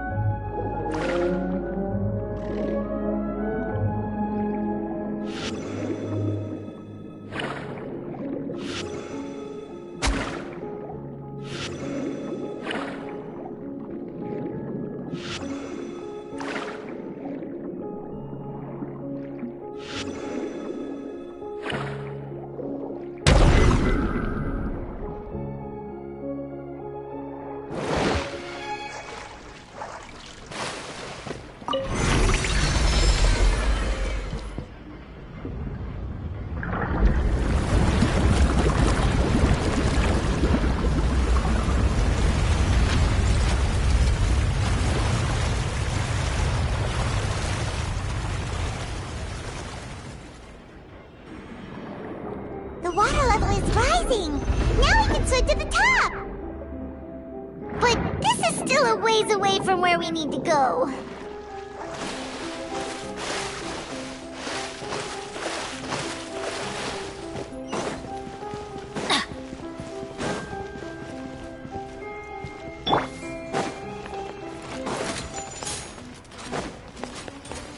Cut to the chase!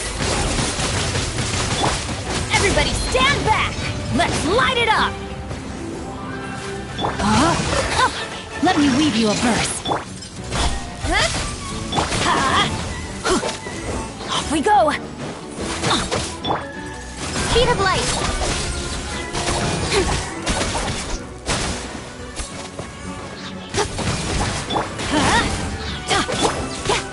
Hey! Let's light it up! I'm going in!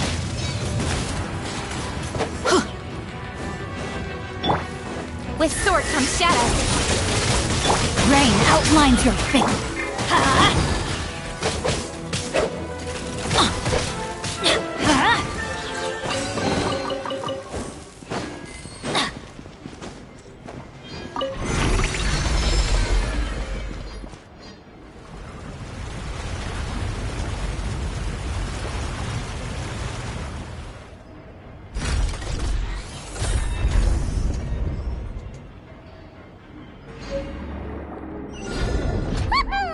Now the path is clear! Let's go!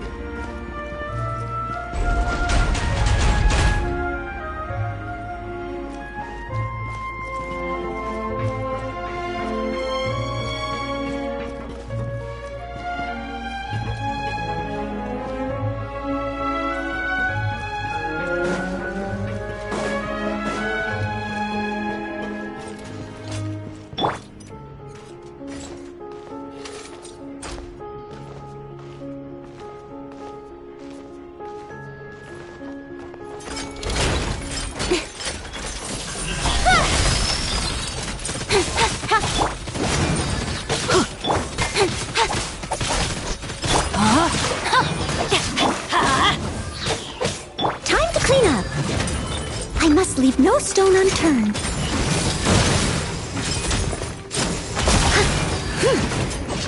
Teamwork is dreamwork! Let's light it up! Witness the power of Gugwa. Adventure time!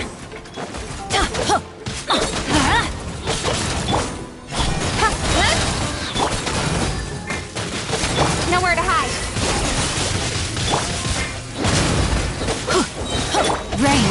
finds your fate. I'm going in! Let's light it up! Huh?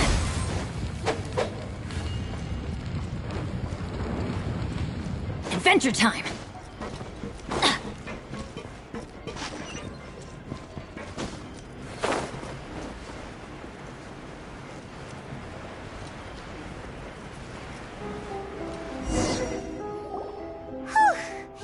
After all that, we finally made it to the innermost sanctum.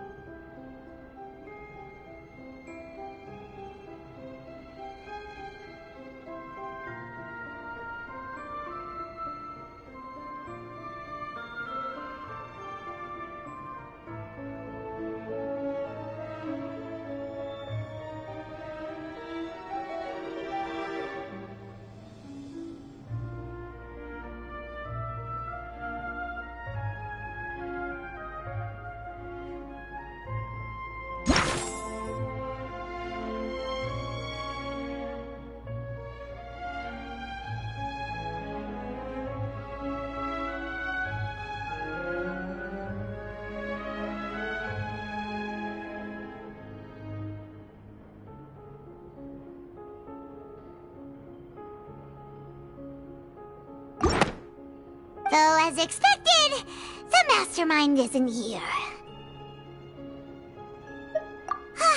That's right. Then let's...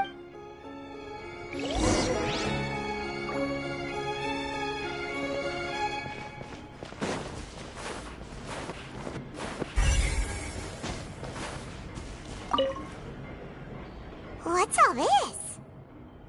It's a bunch of really cute things! Pink accessories, a hair tie, a necklace, even a makeup box.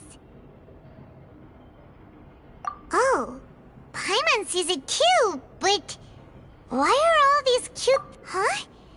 You mean the girls from the serial and then they were and all the boxes of things, these names...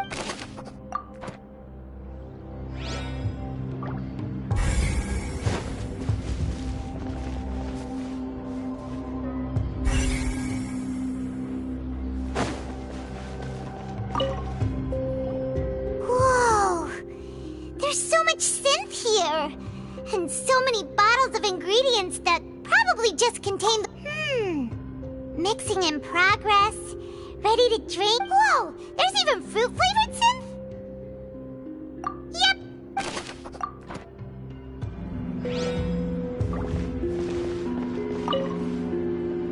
What's this over here?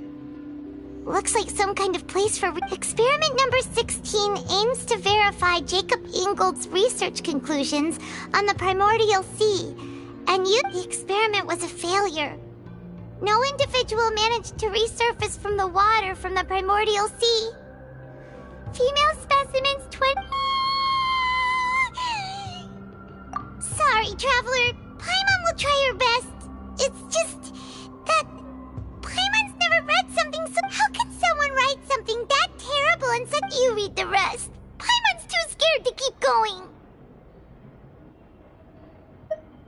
So that's why he did all of these Wait, did he really think he'd be able to find a way just by dissolving people over and over? That's just insane! Huh? Isn't that the name you heard by the fountain? Paimon thought he was an eyewitness in the serial disappearances case.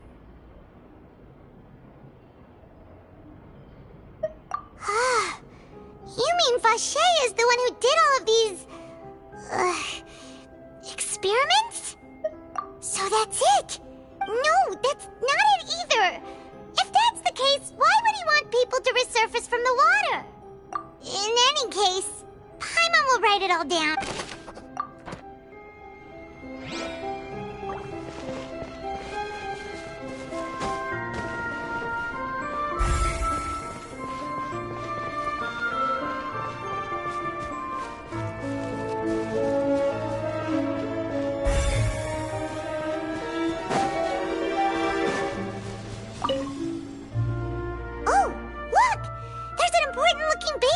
Here, and it's full of water. that means this is where they make all the synth. And that special water, if you dilute it with normal water, you'll get synth. But the pure stuff can dissolve a human. Paimon will take notes on this incriminating evidence.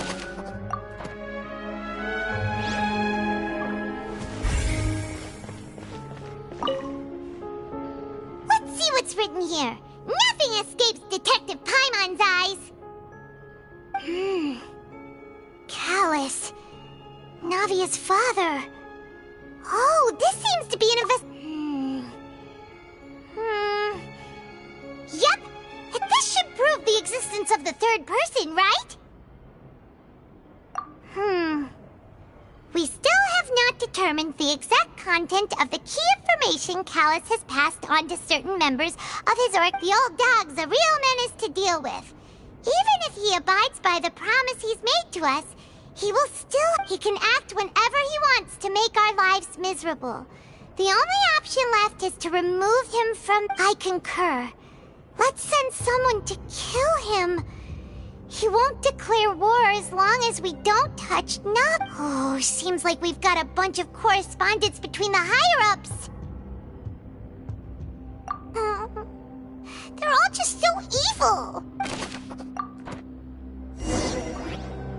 We've looked at almost everything here. Yeah, we haven't found anything that reveals... No wonder even Nervalette wasn't able to find anything. Whoever it is probably destroyed everything to do with that name a long time. That way, even if we bring all this back to the opera, we won't be able to identify the true cult. Sure thing. Paimon won't...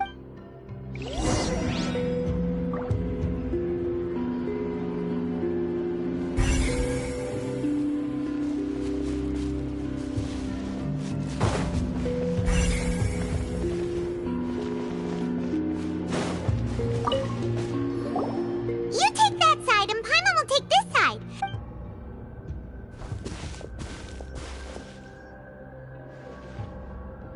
Ugh. Nothing at all. And Paimon can't even find snacks either. Whoa, really? Let Paimon see. Vinier. Isn't that Vache's lover's name? Then... you found her Aw, it's just a normal diary chronicling their love story. So many! A whole page's worth! But they're all crossed out. Was she unhappy with all of them? The final name she Marcel. Wait, but Marcel's pretty old. Has this case been going on for so long that he's Vache and Vinier's grown son?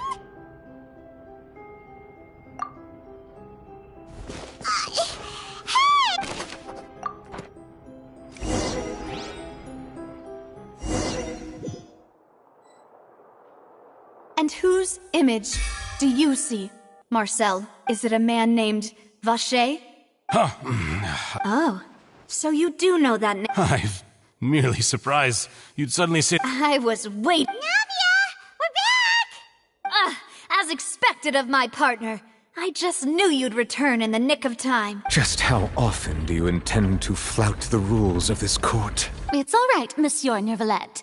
Given their confidence, I expect they've found the crucial evidence.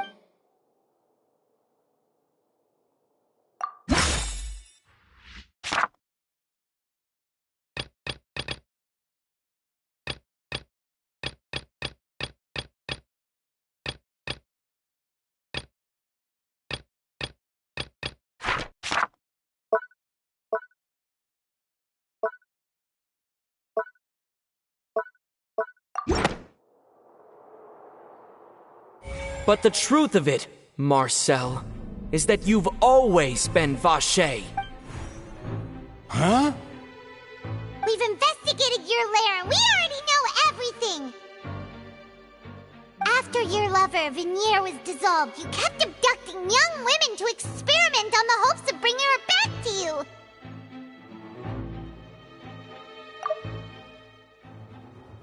You even created Marcel as a new identity and destroyed all records of your past as Vache! So that's it. Even the villains in opera performances rarely go that far. And with that, Marcel's motive has now been established. This information regarding your past also dismantles your prior timing defense. Well, Marcel, do you know where you went wrong? You fixated your gaze on the lover that passed away, instead of paying attention to the living people around you. So, you never noticed how we changed, or how we grew as individuals. You also never understood Boss's real expectations for his daughter. Or our determination to see things through. Your determination. Mr. Marcel, please speak up now if you would like to defend yourself. Otherwise, the trial will move on to... Do you really think I wanted to do any of this? Pay attention to you? What for? Have you ever paid attention to me? Ever empathized with my pain? Ever known how it feels to watch the love of your life dissolve right in front of your eyes? No one helped me. No one even believed me. All those decades ago, even the officers from the Maison Gardiennage were laughing at me. They said there's no way a human being can turn into water. So I must have gone mad from grief. Vigniere's death was brushed away by all of you as if it didn't matter at all. Well, now you know, don't you? Ha! Well, it's too late now. All those who were dissolved are gone forever. You only have yourselves to blame. You set up this ornate opera house in pursuit of your so-called justice, your beloved drama, while turning a blind eye to the suffering of the people. Vigniere is dead. We promised each other that we would always be together. Wherever she goes, I will follow. But I'm not from this blasted place, so I can't be dissolved, no matter what I do. Hey, is that water from the primordial sea that he's drinking? I can't dissolve! Can't dissolve! Do you all see? I can't go, I can't follow. So if I can't go where she is, what choice do I have but to try to bring... I did all of that. And in the end, that accursed Callus... I spent my entire life living on pins and needles, only to get stabbed by his idiot daughter at the very... The suspect is exhibiting signs of mental distress. Guards, please... Don't touch me! Don't anybody come near me. I still need to save Vigniere. I promise. We make... Vigniere, please, Vigniere. Don't think badly of me. At this point, the verdict of this trial is clear. With Mr. Marcel's conviction, the charges again... Fine by me. I was in a bad mood, but after a show like that, I'm actually... Traveler, please submit all the evidence you have collected to the guards, so that I might review and summarize the truth behind the serial disappearance. The man now known as Marcel was originally named Vacher and worked as an adventurer with his partner and lover Vigniere. During an underwater expedition, Vigniere accidentally came into contact with water from the primordial sea and was dissolved in front of Vacher as a result. Vacher learned of the primordial water's existence through the work of others and began to kidnap young women for research, with the goal of discovering a method to restore Vigniere. To cover his tracks, he invented the new alias of Marcel and began to operate a business in Poisson.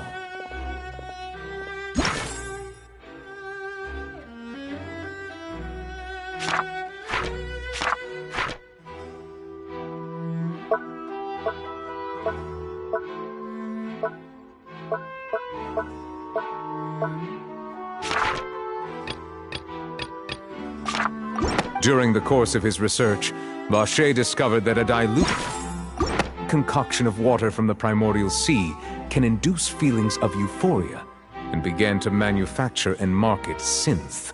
However, as he accumulated wealth to fund his continued research and expanded the scope, he came into conflict with Spina di Rosula. After exchanging blows with Spina di Rosula for many years, Vacher decided to assassinate their... Although the assassination did not go as Vacher expected, he was able to turn Callus into the murder suspect by dissolving the assassin he sent to the scene. And just recently, Vacher attempted to frame Linny as the culprit of the serial disappearances case, using a similar method. However, his attempt to frame Linny failed, and the power of water from the primordial sea became public knowledge. This case also exposed enough of Vache's machinations that he was eventually... Thus concludes the enigmatic history of the serial disappearances case, with the truth revealed to all.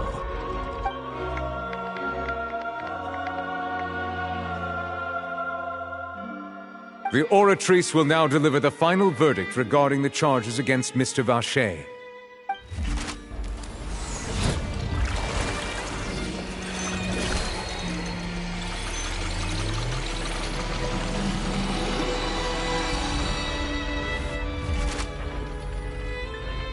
According to the judgment of the Oratrice Mécanique d'Analyse Cardinal, Mr. Vache guilty. Guards! Take Vache away. Good. It's what he deserved. With that, the serial disappearance... We really just witnessed history. Who would have thought the true... Yippee! We helped Navia bring the back! He's hurt so many innocent people and now he's finally getting with... Huh? Are you okay? Demoiselle, you were absolutely brilliant. The day our late boss had always hoped for has finally come. You can... Yeah. See, Papa? Spina di Rosula's still doing well with me at the helm. Well now, hasn't this been a most delicious piece of drama? The villain has been caught, justice has been served, past wrongs have been righted, and it's a big ol' happy... Since it's been such a great show, I'll just let the false accusations against me slide. Either way, I've still got some business... Please wait just one moment, Mr. Tartaglia. What now? None of this has anything to do... According to court protocol, since this trial was initiated due to a charge against you, a verdict must also be made regarding the initial charge before the trial can conclude. Oh, come on. Is this really necessary? Haven't you already caught the real criminal? Isn't it time for side characters like me to exit stage? Please respect the laws of Fontaine. This has always been the rule. All right, but this sure is a lot of hassle. All I need to do is stand over there, right? Let's just get this over with. Through evidence presented in the public trial that was just held, it has been established that Mr. Tartaglia has no direct connection to the serial disappearance. The guilty party has been identified, and thus it is logical to suppose Mr. Tartaglia is innocent of the charges. We now turn to the Oratrice Mécanique d'Analyse Cardinal to render the final verdict on the charge. According to the judgment of the Oratrice Mécanique d'Analyse... Guilty. What? Hey! That's not funny! Didn't you just say I'm supposed to be in... What's with this verdict? Is your justice machine malfunctioning? Huh? This has never happened before. The Oratrice actually returned a different verdict from the Chief Justice. I mean, have you ever heard of an innocent Fatui Harbinger? Do you think the Oratrice might have just convicted him on general principle? But weren't the charges about the serial disappearances case? No matter what else he's guilty of... The judgment of the Oratrice Mécanique d'Analyse Cardinal is, by law, the final verdict of the court. We must accept the guilty verdict. Guards, please take the suspect into custody per court protocol.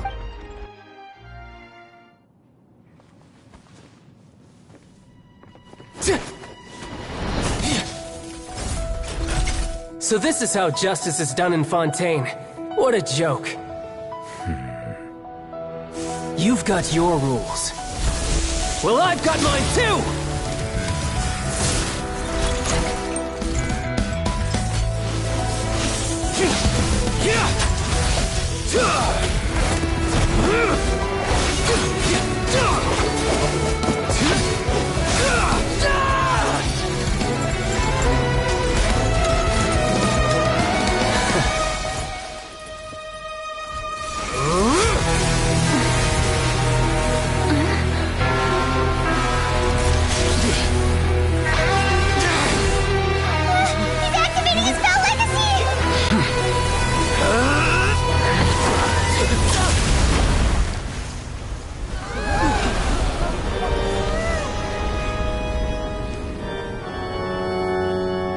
I am sorry.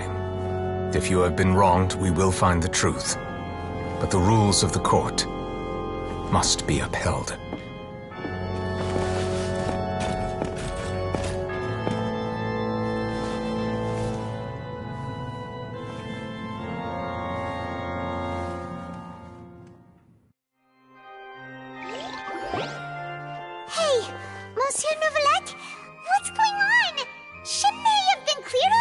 Apologies. This is also the first time I've encountered such a situation. However, according to the rules established at the conception of Fontaine's court system, the Oratrice's judgment is the final verdict of the court. All I do is follow court procedure. As for why the Oratrice arrived at the conclusion it did, you should probably ask someone more knowledgeable than me. Why are you looking at me? I don't know what happened there either. Hey, stop staring! What does Lady Farina mean by that? She says she has no idea either, but that's impossible. Yeah, so are the verdicts reliable or not? Can results like this really be called justice?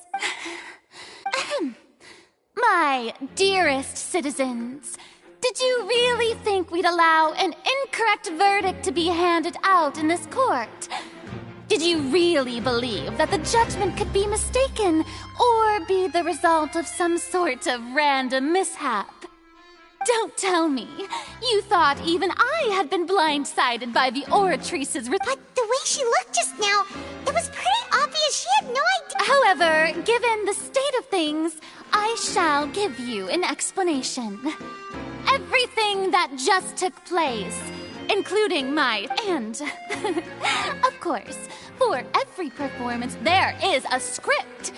Everything has unfolded exactly as I expected from the very beginning. If you thought Child had nothing to do with the serial disappearances case, everything he's done, not to mention the danger he poses, are beyond ordinary comprehension and all shall be revealed in time. Now, having said that, although I hate to leave things hanging in suspense, it is now time for this... So she chose to make her escape after all.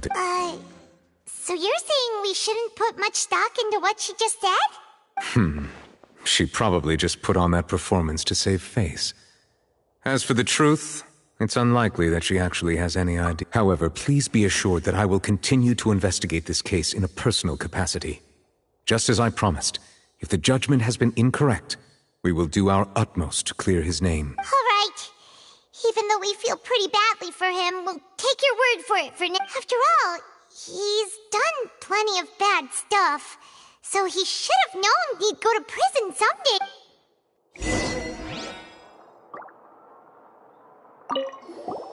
Oh, Monsieur Neuvillette! That power you show...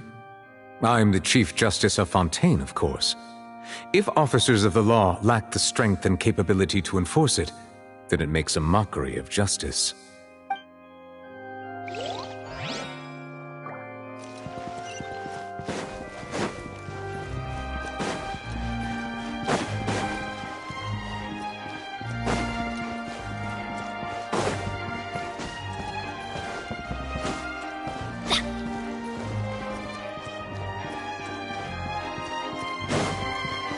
We go!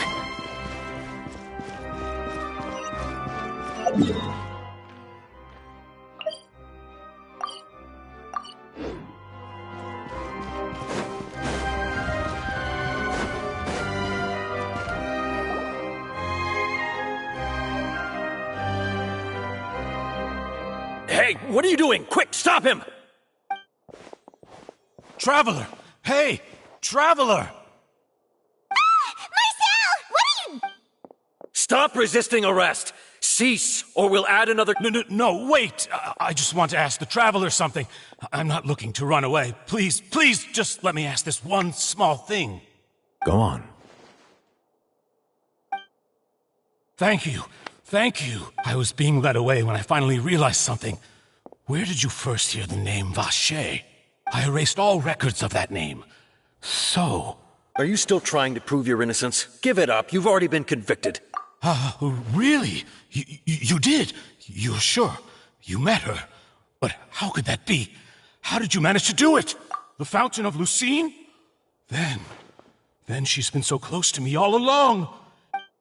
Please give me a chance to talk to her again. Just let the Traveler take me to the fountain to see her one last time. This is the last request I'll ever make in my life. You can do whatever you want to me afterwards.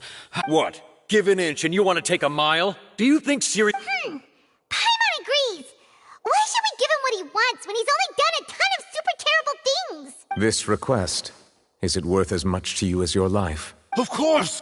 Wait, no. It's worth even more than my life. Humans? Will they betray the instinct to live just to satisfy spiritual needs? Very well. I will— Your Honor, I fear— I will go with him. You do not need to worry about any escape. In that case, I shall leave him in your most capable hands, Chief Justice. Thank you. Thank—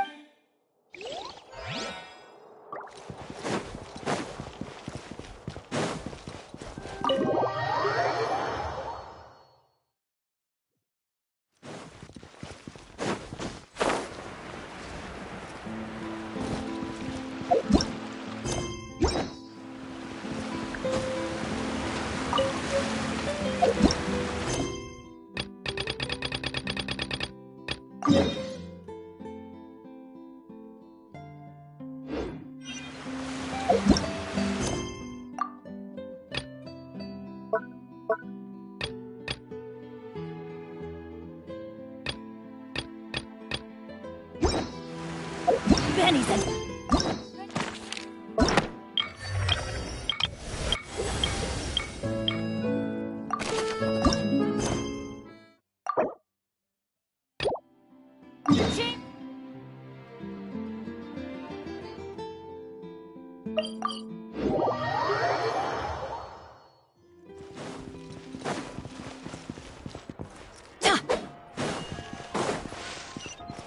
Off we go! Off we go! Adventure time!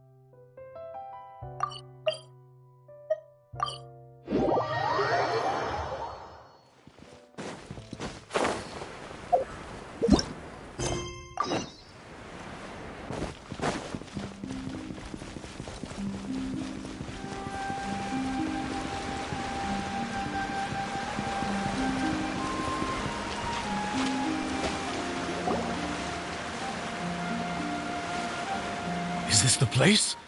You said she's here, but what do I need to do to see her? Yeah, and even Paimon could hear her after drinking that thing. Didn't you just drink a lot of it? Vache! Ah! Yes, that's it. So you heard it too? Vinier, it's me! It's me, Vache! Vache? I'm here! I'm here! Where are you, Vinier? I'm coming for you. I'm finally here for you. Hey, wait! Be careful! Vinier, is that you? It's me. Vache, why did you come? Didn't I say? You look a lot... It's been more than 20 years. I've suffered for over 20 years since the day you left. All this time, only the thought of bringing you back has kept me alive. Nothing else mattered to me. I must be dreaming. Who would have thought I'd get the chance to tell you all of my feelings like Vinier? You are my everything. I really don't know how I could live without... But Vache, if you ask me, this world would be better off without you. If not for you, I would have finished my law degree and probably become a top-tier attorney one day. If not for you, I would have continued to pursue my love of the arts, and my works would have been displayed in the Palais Mermonia. If not for you, I would at least have been able to take care of my mother. And she would not have grown old. It's all because of your selfishness, Vache. You... Wait, you are not Vinier. Who are... You're right. I am not Vinier. I am the sacrifices. Every woman who died by your hand, as our bodies dissolved, our consciousnesses flowed back to the primordial sea. Our thoughts circulated endlessly within the primordial sea, and we were no longer individuals. But we became one, just as streams of water come together in the sea. I'm Cressy. I'm Lemony. I'm Azine. The only one I am not is Vinier. Why? But then, where is Vinier? She doesn't want to see you anymore. Every tendril of her consciousness is avoiding you. This is what you get for your selfishness. Your selfishness robbed us of our lives and our futures. You said time and time again that you'd do any and everything for her. But did you ever consider whether she'd want to see you do the things that you did? If she would despise you for what you... You are a liar, a heartless murderer, and a cowardly narcissist. The only thing you are not is Vinier's beloved. From the moment your first victim died and her consciousness merged with Vinier's, she has had nothing but pure hatred for you.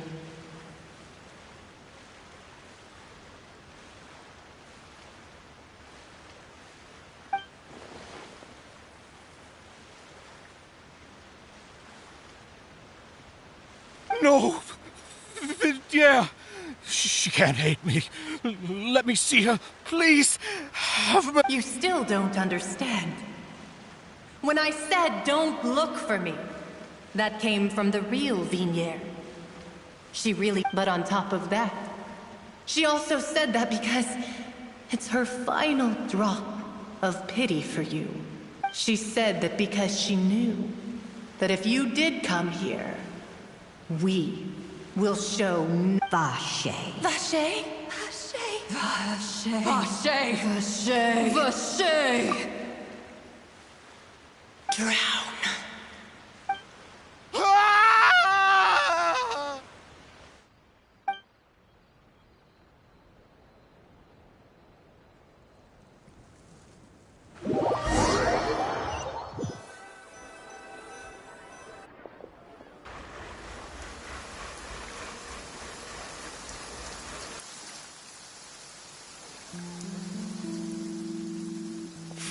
finally we have some time to do shopping. Gosh, it's really been a long time since we've been able to relax. Oh, well met, partner. I knew something great was going to happen when I woke up in such a good mood today. Even this weather can't put a damper on the demoiselle's mood. It's a pleasure to see you both again. Oh, hey, Navia! It's been a few days. Paimon's already started to miss you. Oh, now that I believe. I'm easy to work with and always bring home the bacon. Who wouldn't treasure having a partner like me? Sounds like you're really enjoying life these days, Navia. What have you been busy with since the trial? It's just been one thing after the other. I've been making non-stop trips between Poisson and the courts in Sen. Everyone from Spina di Rosula organized a memorial for my father. We never held a memorial when he first died, since everyone knew that even if we held one back then, no one was going to come. This time, though, everyone in Poisson, and even many people from the court, all attended. So his name's definitely been cleared now. That's what we like to hear. It's been the dearest wish of Demoiselle all along. That blasted stubborn fool. I was right to put my faith... Oh, by the way, I ran into Charlotte just after I left the memorial service. Well, maybe it'd be more accurate to say I knew she would be there, and there was no way she... Huh? So you know Charlotte too? The Charlotte? Turtle? Yeah, way back when I first became the president of the Spina di Rosula, she was all over me. Wouldn't take no for an answer. I believe the story was called The True Heart of Darkness. To be fair, though, it was a really flattering feature. So, we've been on pretty good terms ever since. She was trying to lean on our friendship to get me to do an exclusive piece on the serial disappearances case. Oh yeah, she told us about that. She's always been super interested in that case, so now her wish has finally come true too. Anyway, I told her to make sure that when she writes about you guys entering the opera house with the critical evidence, that you both sound really... Now that's another thing to look forward to. We trust Charlotte's skills with a pen for sure. Oh, and in other news, I also took Clarande out for a meal. Oh, are you two on better terms? While you were investigating Vaché's headquarters, Clarande gave testimony on my father's behalf. It was thanks to her that we were able to turn the tide. I wanted to thank her. I mean, there's also no point in being awkward all the time, so we took the chance to reconcile with each other. Oh, that's great. Paimon also thought Clarande wasn't actually a bad person. Anyway, now that the case has finally been solved, perhaps it will slowly begin to fade from the public consciousness. Oh, actually, there's still... What is it? I should pay a visit to my father's grave and tell him the truth of what happened, as well as how it all ended. And on top of that, just how much people still look up... That... Miss Navia. Indeed. We want to go too! We also think Callus is a really admirable person. Sure thing. I'd like you two to share the moment with me. After all, without you, there might not have been such a positive end. And in that case, everyone, let's be off. Consider... Yeah, you're right. It's been raining non-stop for a few days now.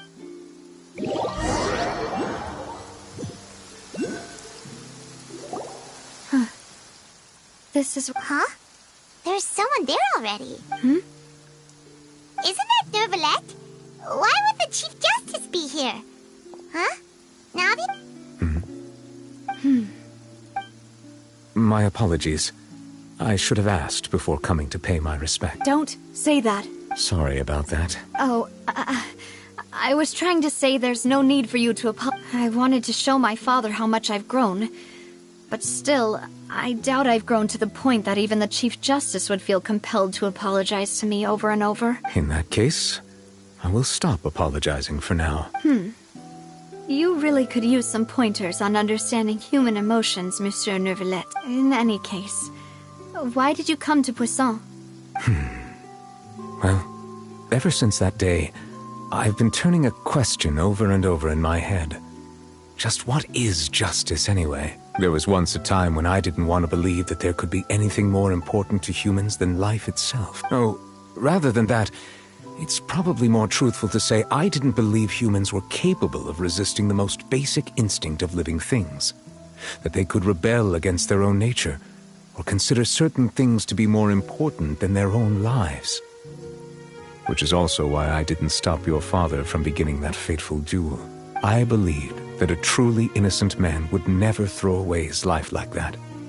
That there was nothing, should have been nothing more important than one's own continued survival. But Mr. Callus proved me utterly and decisively wrong. If not for his sacrifice, the serial disappearances case would have remained unsolved to this. Mr. Callus made the choice he did for his daughter, for his associates, and for many people completely unrelated to it. And in the end, from a certain perspective, one could say that a justice that's higher than life itself.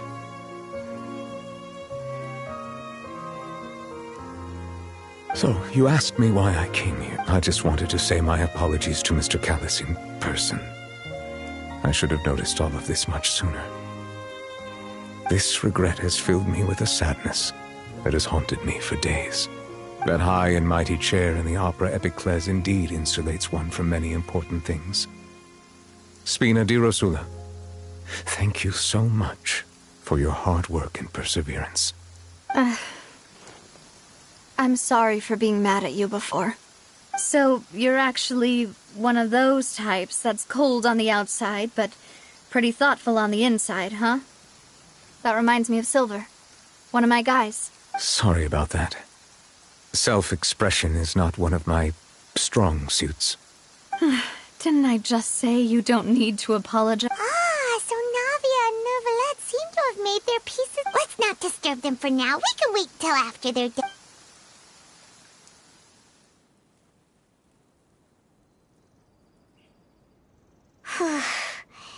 Paimon's never paid respects at someone's grave before. Did Paimon do anything rude there? Huh? Oh, Paimon didn't know. Oh no. Paimon hopes Miss Navia won't. Anyway, Neuvillette is still standing around there.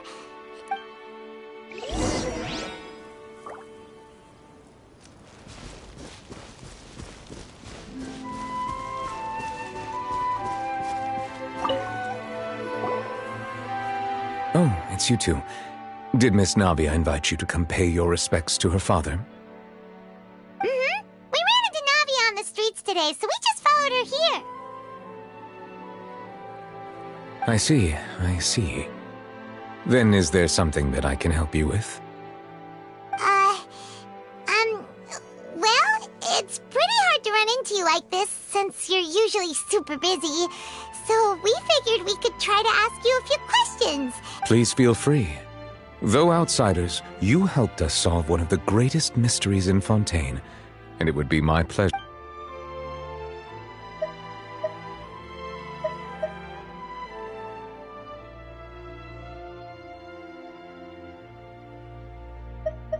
So, at court, the bad guys referred to that special water as water from the... Truthfully, that name is already quite accurate. I can only surmise that Vacher and his ilk only learned of its nature and existence after extensive... There used to be a special sea on the surface of this planet. The nature of its seawater was rather different from that of the sea we know today. Most of Tevat's life forms were first born in that special sea. You could say it nurtured much of the life on this... Huh. So it really was where everything began. But today, the primordial sea no longer exists on the planet's surface. What Vacher discovered must have been some kind of special case, or a remnant. Huh. So that's how it is. Oh, you really know everything, Monsieur Neuvillette. Indeed. Why would the primordial sea, which was known to engender and nurture life, suddenly revert? To be frank, that also doesn't match. Is there anything else? That the sea levels will rise and everyone will be dissolved in water, leaving Farina crying alone on her throne, but the sins of the people will be finally washed away for good. Does that appropriately summarize the version you've heard? That's right! It was Linny that told us back then. Yes, up to the present, I think we reached a point where we have no choice but to confront this prophecy. Rumors have it that this prophecy is rooted in the last words the former Hydro Archon. A prophecy? of the former Hydro-Archon? 2 parts of the prophecy have already proven correct. The rising sea levels, and the ability of the people of Fontaine to be dissolved. We should be more vigilant, and stay on the wall. Speaking of the prophecy, Farina has also always taken it quite seriously. Indeed, she has been collecting information and intelligence from across Tevat for this purpose. If the rumors were true, then perhaps this prophecy is the conundrum left to Farina by her... But with Farina being the way she is, can we really trust her to solve it? Is there anything else you'd like to ask me about? My apologies. My investigation. However, I still believe the judgment... But you... For many years, I have been quite aware that the Oratrice does not simply mechanically repeat the verdict that I give on each case. As a divinely created mechanism, the people's unified faith in the concept of justice is integrated. Not only can it produce the incredible power of indemnitium, but it likely also possesses other traits, such as self-awareness. Which is all to say, I have been prepared for a situation like this for a long time. So when Lenny told us that he heard a human voice from the room where the Oratrice's core is stored... I was not aware such a thing had occurred. Perhaps that could serve to prove my conjecture. I will add that to the list of items to investigate. In any case, I am inclined to believe that the Oratrice does have a methodology all its own. We just do not have enough information. Based on Farina's reaction, I doubt even she had any idea what was going on. She managed to bluff her way through it, though, with her time-tested twin tricks of bravado and drama. While we do intend to get to the bottom of this, for now, we regret to say that the Fatui Harbinger will just have to bide it. If we did incorrectly convict him of crimes he did not commit, we will most certainly compensate. If you ask Paimon, the only compensation he'll want is a no-holds-barred fight with you. Is there anything else you'd like? Your sibling, another blonde-haired traveler. I'm sorry, but I've never seen... If she ever stepped foot in Fontaine, I'm sure she followed our laws to the letter, and had no reason to appear on the stage of the opera Epiclese. Is there anything else you'd like to ask me about? Very well. It was my honor to provide you with what answer. It will soon be time for me to leave this blissful tranquility behind, and return to Palais Memornia. You really are super busy, Monsieur. Crime and villainy do not have the day off, and so justice... All right. Huh? Paimon just noticed that the rain has stopped.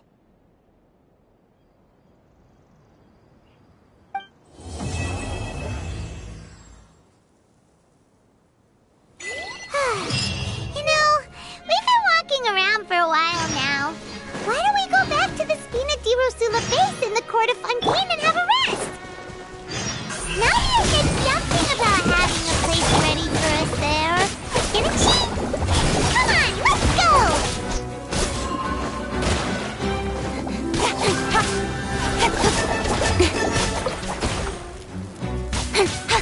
Incoming! Hey! With sword comes shadow.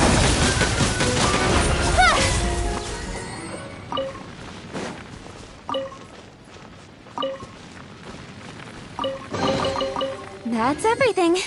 On to the next.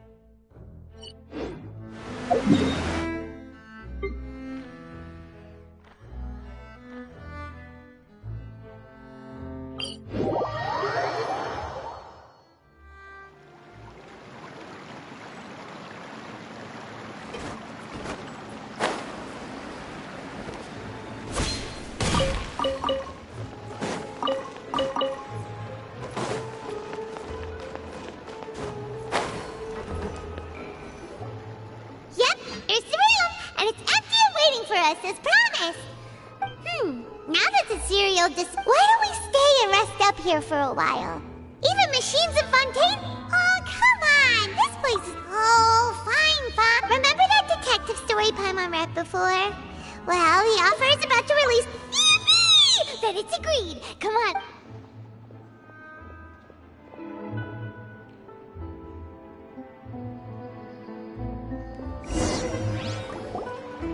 Paimon didn't expect that style at all. Excuse me, but do you know if the Traveler and Paimon are lodging here? Huh? Who are you? Paimon doesn't recall seeing you before. A blonde Traveler and a chatty little fairy.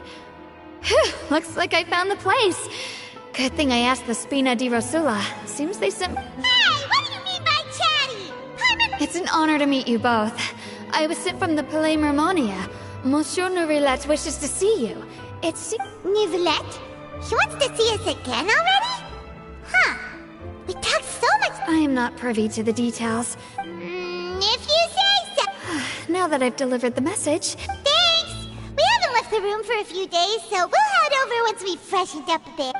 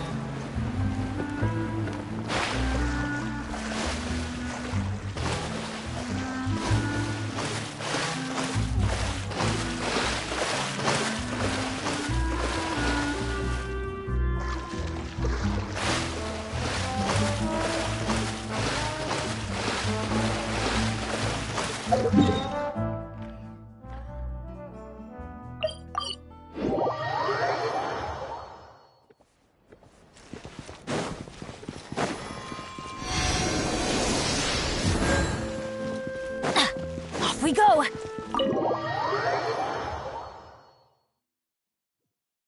Adventure time!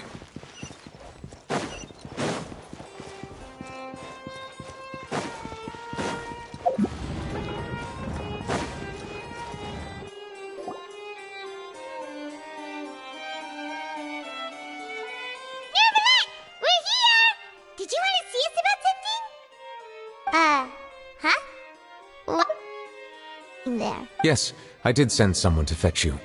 But as for what I'd like to discuss next... Given that we've already made the trip here, you should just tell us. Bet you need us to help you with something, right? I do indeed have something I'd like to ask you to do. However, you should wait until after I tell you the details, then decide for yourselves whether you'd like to help. The situation is... If I'm understanding you correctly, the Snezhnayan Harbinger known as the Knave has essentially requested a diplomatic meeting with you, correct? I heard that she was originally from Fontaine, but for her to suddenly arrive here and abruptly request such a meeting I sincerely advise you to refuse her invitation out. I'm sure you're aware that her purpose is most likely related to Child's recent predicament. We convicted one of the Snezhnayan Harbingers in a court of law, but we have yet to provide any form of detailed report on the matter. I believe we should adopt an evasive stance until we can provide a proper explanation. No, we shouldn't. I think we should agree. Oh? Well, you see, we are the ones that owe an explanation. If we keep putting off the meeting, it could easily result in the problem escalating. It's like a fight between... Though diplomatic relations between Fontaine and Snezhnaya could be considered as friendly, it is only superficially so. You wouldn't go so far as to say that our nations are friends, as you did in your example. It was just an analogy. An analogy, okay? Moreover, even if we were to talk in person, if we don't have sufficient information prepared, it is... I don't think we should overthink those possibilities yet. Even if the lodge... Besides, you'll be at the meeting. If any problems do pop up, you'll have no problem navigating them. I must clarify that interacting and communicating with people outside of court is not my cup of tea. It seems you think too much of me. But more importantly, when did I agree to join the meeting with you? You mean you won't come? No, that won't do. I can't go to the meeting alone. You have to accompany me. Lady Farina, could there be something else regarding this matter that is being kept from me? No, not at all. Look, I am the Hydro Archon of Fontaine, Focalor, the god of justice who is loved and adored by men. So I only hope that justice will be served in this matter. Don't overthink it. I'll go find someone to arrange the...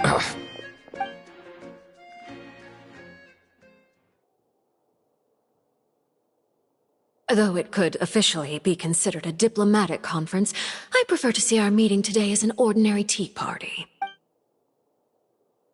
I assume you see it the same way, Miss Farina?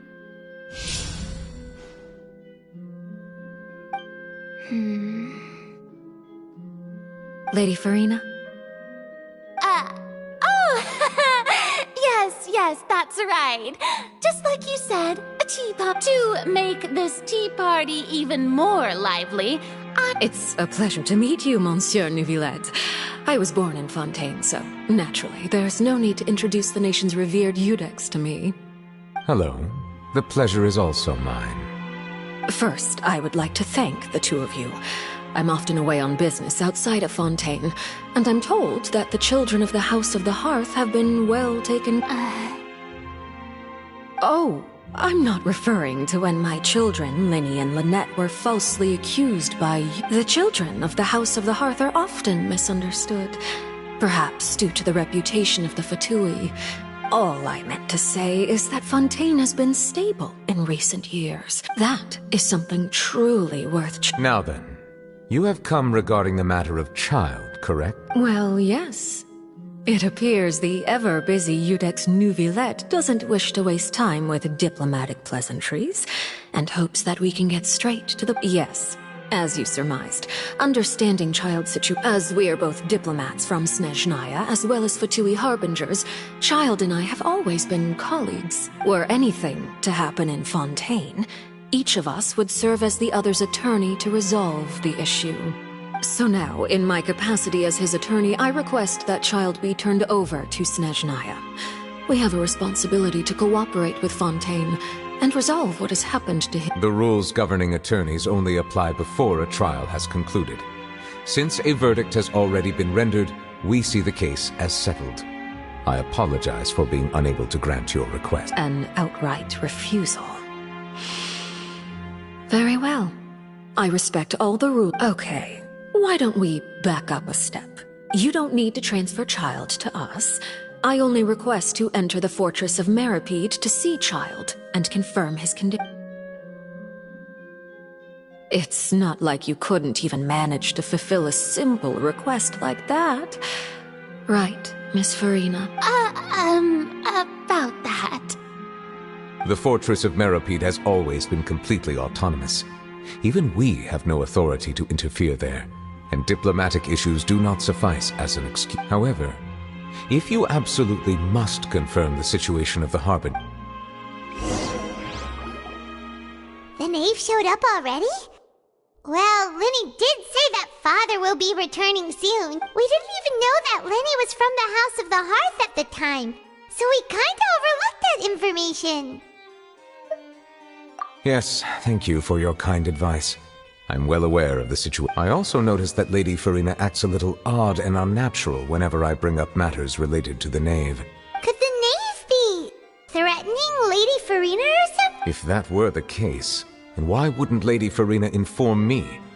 And what means could the knave possibly... So maybe that's not very likely. Even though Farina can act a little weird at times, In reality, this problem is even more thorny than it appears. The details are still unclear. We cannot rule out an escape, but there have also been no reports of him outside of the special guards oversee the fortress, and its internal systems are extensive. Combined with the special characteristics of the surrounding terrain, an escape should not be possible. I suspect that there's something else behind Child's disappearance. I was only willing to share this information with you because... So this is what you wanted to see us about before? Yes. This was my proposal. The knave did not seem satisfied. So that means we bought ourselves some time! Firstly, you're already acquainted with Child. Your eyes may discern relevant details there that... And secondly, is the consideration... Isn't it just Fontaine's prison? I would not define it so crudely. The Fortress of Meripede is not affiliated with the court system of Fontaine on paper. It is all early in Fontaine's history. The Fortress of Meripede may seem like a prison. All we do is dispatch guards to keep watch and help maintain security. But we have no right to get involved with any other matters. Although I do have a personal relationship with the administrator there, neither myself nor the courts have the right to be directly involved with the investigation, no matter how serious the grounds. Oh, Paimon gets it now. That's why you need us to conduct our own investigation as a third... Correct. I will arrange false charges against you so that you may secretly investigate inside the fortress during your detention. This will save us a lot of unnecessary trouble, so... accept my proposal. Yeah, no matter how you look at it, it seems we're the best choice. You too have my sincere thanks. This matter is of critical importance to Fontaine's current situation. Also, I hope that both of you can keep... We will rendezvous at the Fortress of Meripede's entrance on Irenaeus once you've Prepared ourselves? Perhaps you could enjoy a good meal and have a nice bath. I'm afraid that living conditions inside the fortress are nothing like those on the outside world. Oh, right! Even though we'll be there on trumped-up charges, we'll, on second thought, is it too late to back out? Please do not worry. Since you are sacrificing both your time and quality of life for the sake, you will be compensated according to the highest standards permitted to legal. Now that's more like it! Come on, traveler, let's go eat the best meal we can find! We'll eat so much that we won't need to eat another meal for a whole month! Are you leaving now? In that case, please take this cake as a token of my personal gratitude.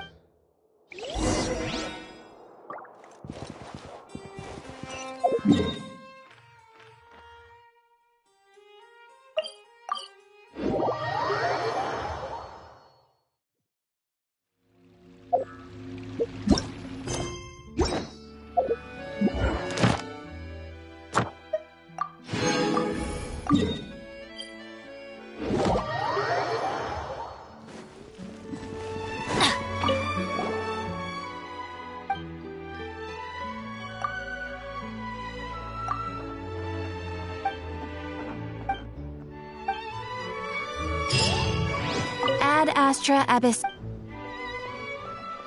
Thank you for completing today's commission.